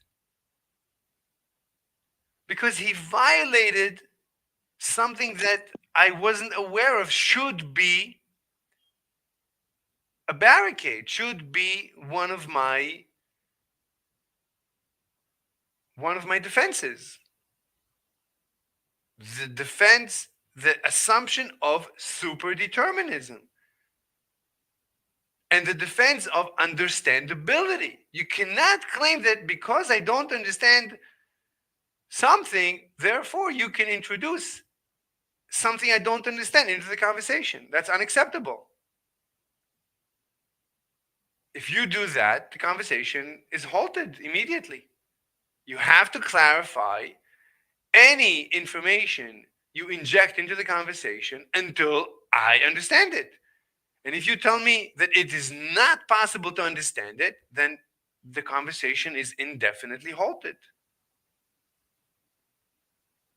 What do you think? Yeah, there's definitely wisdom in uh laying out the groundwork, what's assumed before the discussion even begins. Otherwise, But there's no it's not, but it's, ground. yeah, but it's not just that. It's what the ground rules are. And why would the ground rules be that? So this is very deep. This is what science is. This is knowledge. This is why I need to thank Mandible so much. He completely revolutionized everything about how I view life. It's more just pragmatic No, no, than knowledge. no, it's as deep as you can think. It's about why it's important to suffer. And this is why it's not that I'm willing to suffer to get more, to become a bigger intellect. It's it's the fabric of becoming an intellect that is the suffering. The suffering is there's not. Let me think if there's no way. I mean, I don't know. I mean, if somebody would have told me, like I'm telling you, but are you feeling anxiety as I'm explaining this to you? Not anymore. I did the first video, bro. Well, you see, are you happy that you went through that pain? I'm not happy, but I think it was. I'm glad I'm here, I guess. There you go. I understand that you're not happy that you suffered because no one wants to suffer. But if there is, so this goes into brain theory. So one of my theories about the brain is that this rewiring hurts. It's painful to rewire, but this is the rewiring. This right? So It, one second. I'm gonna leave and come back 1 sec. all Just right, like 5 seconds. all right. Am So I still old? Okay. yeah, you're here, you're here. I'm gonna copy Okay. paste. That was it. That was it. Okay, okay. So so it might be that rewiring the brain is painful because so there's no pain receptors inside the brain, so I cannot say that the rewiring hurts. That would be I wouldn't have any data to back it up. There's no pain There's no receptors. pain receptor in the brain. Yeah. So you can, if you got poked inside the brain, you wouldn't know it. So people who have a brain tumor, anyway, people who go through brain surgery, you can cut their brain. They don't feel pain. It's unbelievable. There's no pain receptors. We Like, do. yeah, Presumably, we do have pain receptors, bro.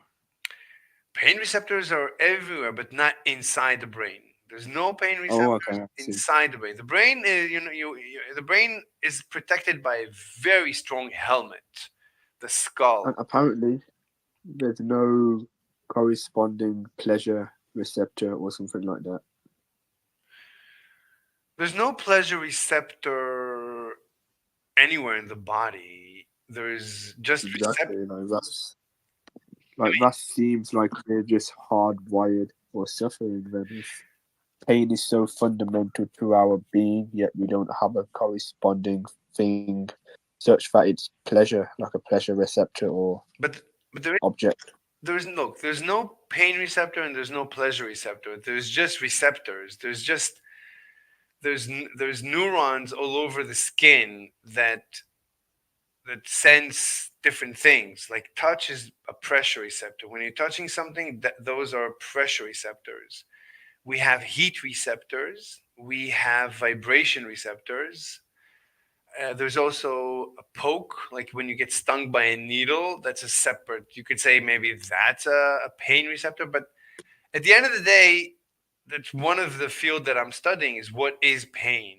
It's not clear. I mean, I don't know what pain is. I don't know pain. I don't know what pain is in the brain. I don't know what pleasure is in the brain. That's one of the things that I'm actively researching. So I don't have answers to what those are. I mean, I know exactly what neuroscience says, but I need to be able to program it. I need to program it into a simulation. So I have not been able to do that. I don't know at this point how to do it. So I don't know. I cannot say, in order to say I know what something is, I need to build a mechanical contraption that simulates it. And I haven't been able to do it. So I don't know what pain and pleasure actually are, unfortunately. Um yeah. Let's try formalize my view scientifically.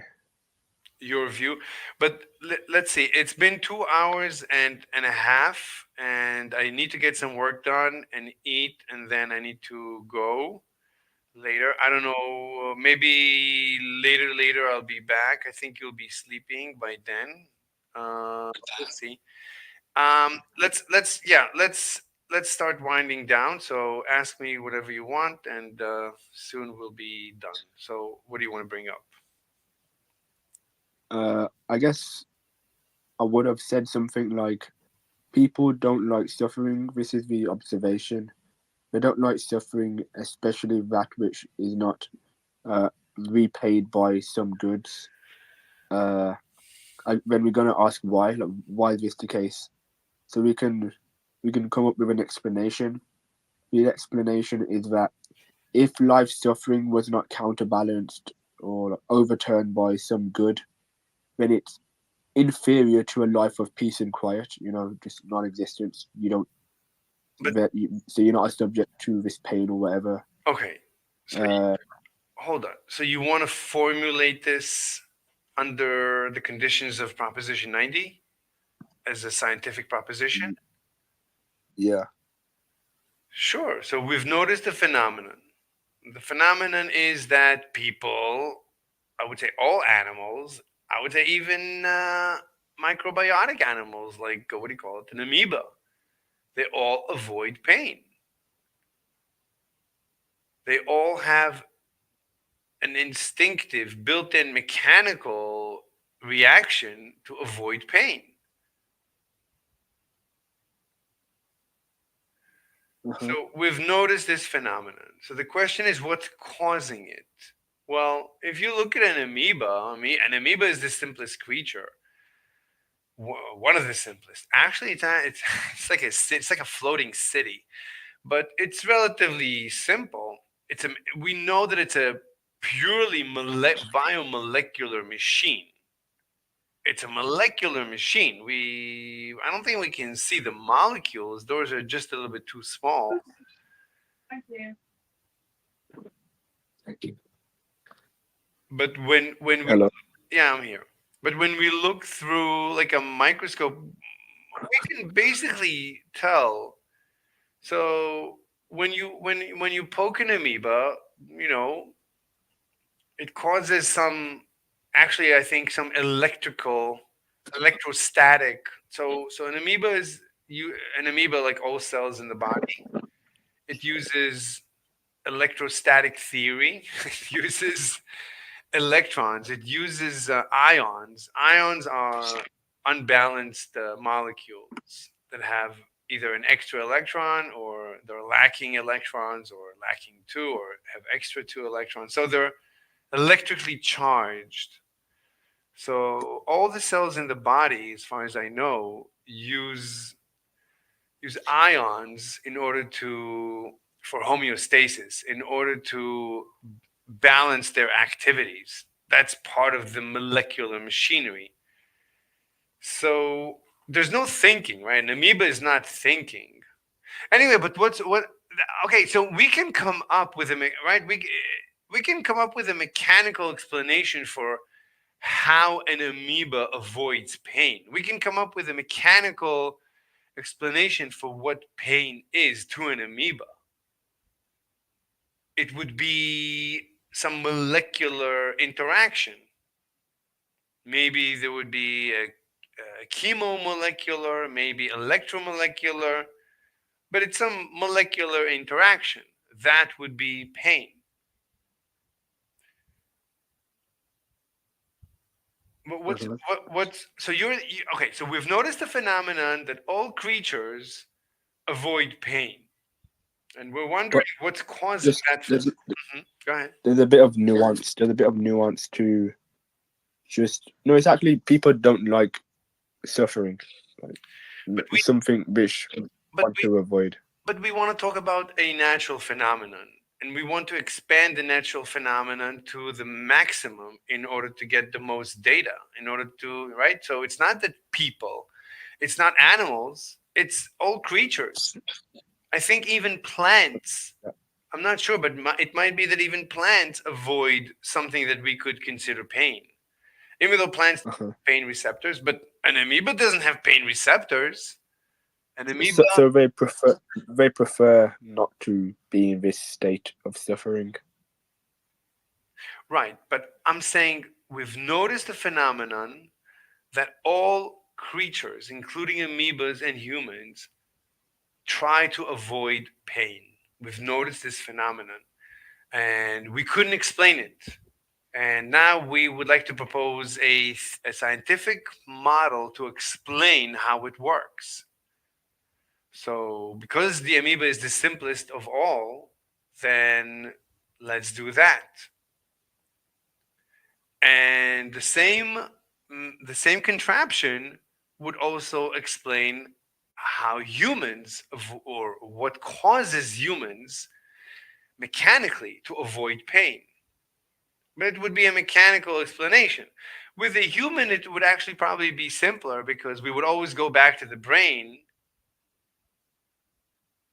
and there is theories of association. It's actually a Pavlovian theory. So if you're familiar with Pavlov, how training Yeah, yeah. works.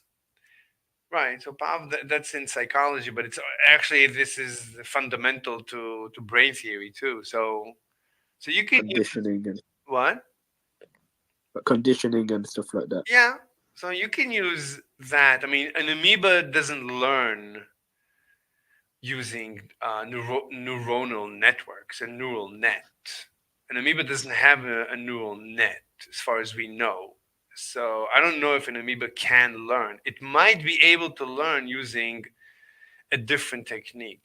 It might do it somehow. I'm not familiar with how an amoeba works altogether. With humans, it's much simpler. We can build, but this already really walks right into my active line of research. So at this point, I really have to stop.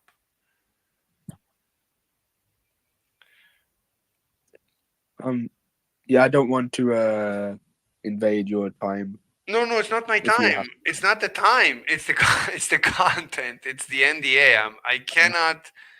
There's a limit to what I can expose or what I can share oh, about my actual work.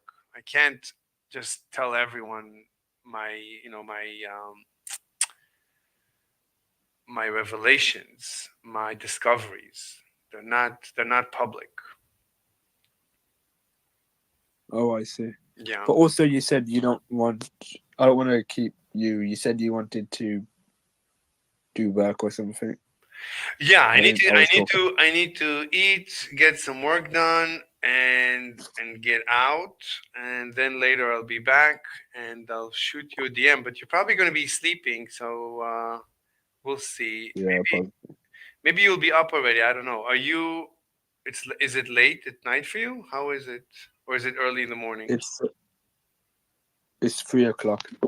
So when you was debating that guy yesterday, it was like 4 o'clock midnight. Oh, I see. Yeah. Yeah, mandible. Or Yeah. All right. mandible, yeah. Okay. Great. So we didn't. Also, can you like retitle the video to Sure. So what? What would you recommend?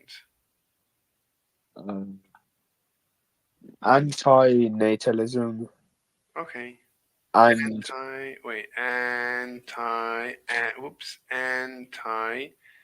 Anti-natalism. Yeah. I guess philosophy of debate or something like how to debate. I don't know, Hold on. debate theory. Let me. But Okay. that's this what Oops. he was talking about. Wait. Hold on. So I'm gonna paste it here. That's how you spell antinatalism. Oops. No. Antinatalism. Yeah, Well, that's not it. yeah, that's it. That's it. It's telling me that there's an error. Yeah, Yeah. there's an error. Let me. Anti-nativism and ant-natalism. No, it's a different. So And maybe no, that's literally it. okay. That's what it is. So Maybe there's like a okay. hyphen in anti or I don't know. No, it's okay. Antinatalism. What else? Uh, Philosophy. I guess debate theory or philosophy of debate, because that's what we talked about. I Oh, guess. it's a different topic. Yeah, I'm just gonna like, well, yeah, because we covered anti-natalism, like why you shouldn't procreate, and then we talked about how to debate, like debate theory, what Yeah. you should be doing and stuff. Okay. We So talked about, I yeah. don't know, We talked about like pessimism as well. To be fair, like the quality of life, stuff like that. I shouldn't be like telling you this. I don't know. It's It's your good. video, It's man. good. I mean, the more time, the more stuff. I want to be able to for people to look at the title and be able to say, "Oh, that's what it's about." Fantastic. Oh yeah, yeah, yeah. Okay. Pessimism. We spoke about. I think theory of science, the theory or philosophy or the philosophy of science. Yeah, Philosophy of science. I think that should be enough. Let me just make but we sure. also don't want it to be too long as well. Yeah, The title. yeah. Let me just get the word philosophy right. So, okay, let me paste it here. Antinatalism, debate theory, pessimism, philosophy of science. Got it. Saving. All right. All right, man. I'm going to head out. I'll talk to Yeah. you later, man. Thank you so much for your time. Thank you as well. Yeah. Bye. Bye bye.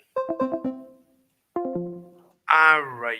Okay, everyone. Thank you very much. See you next time.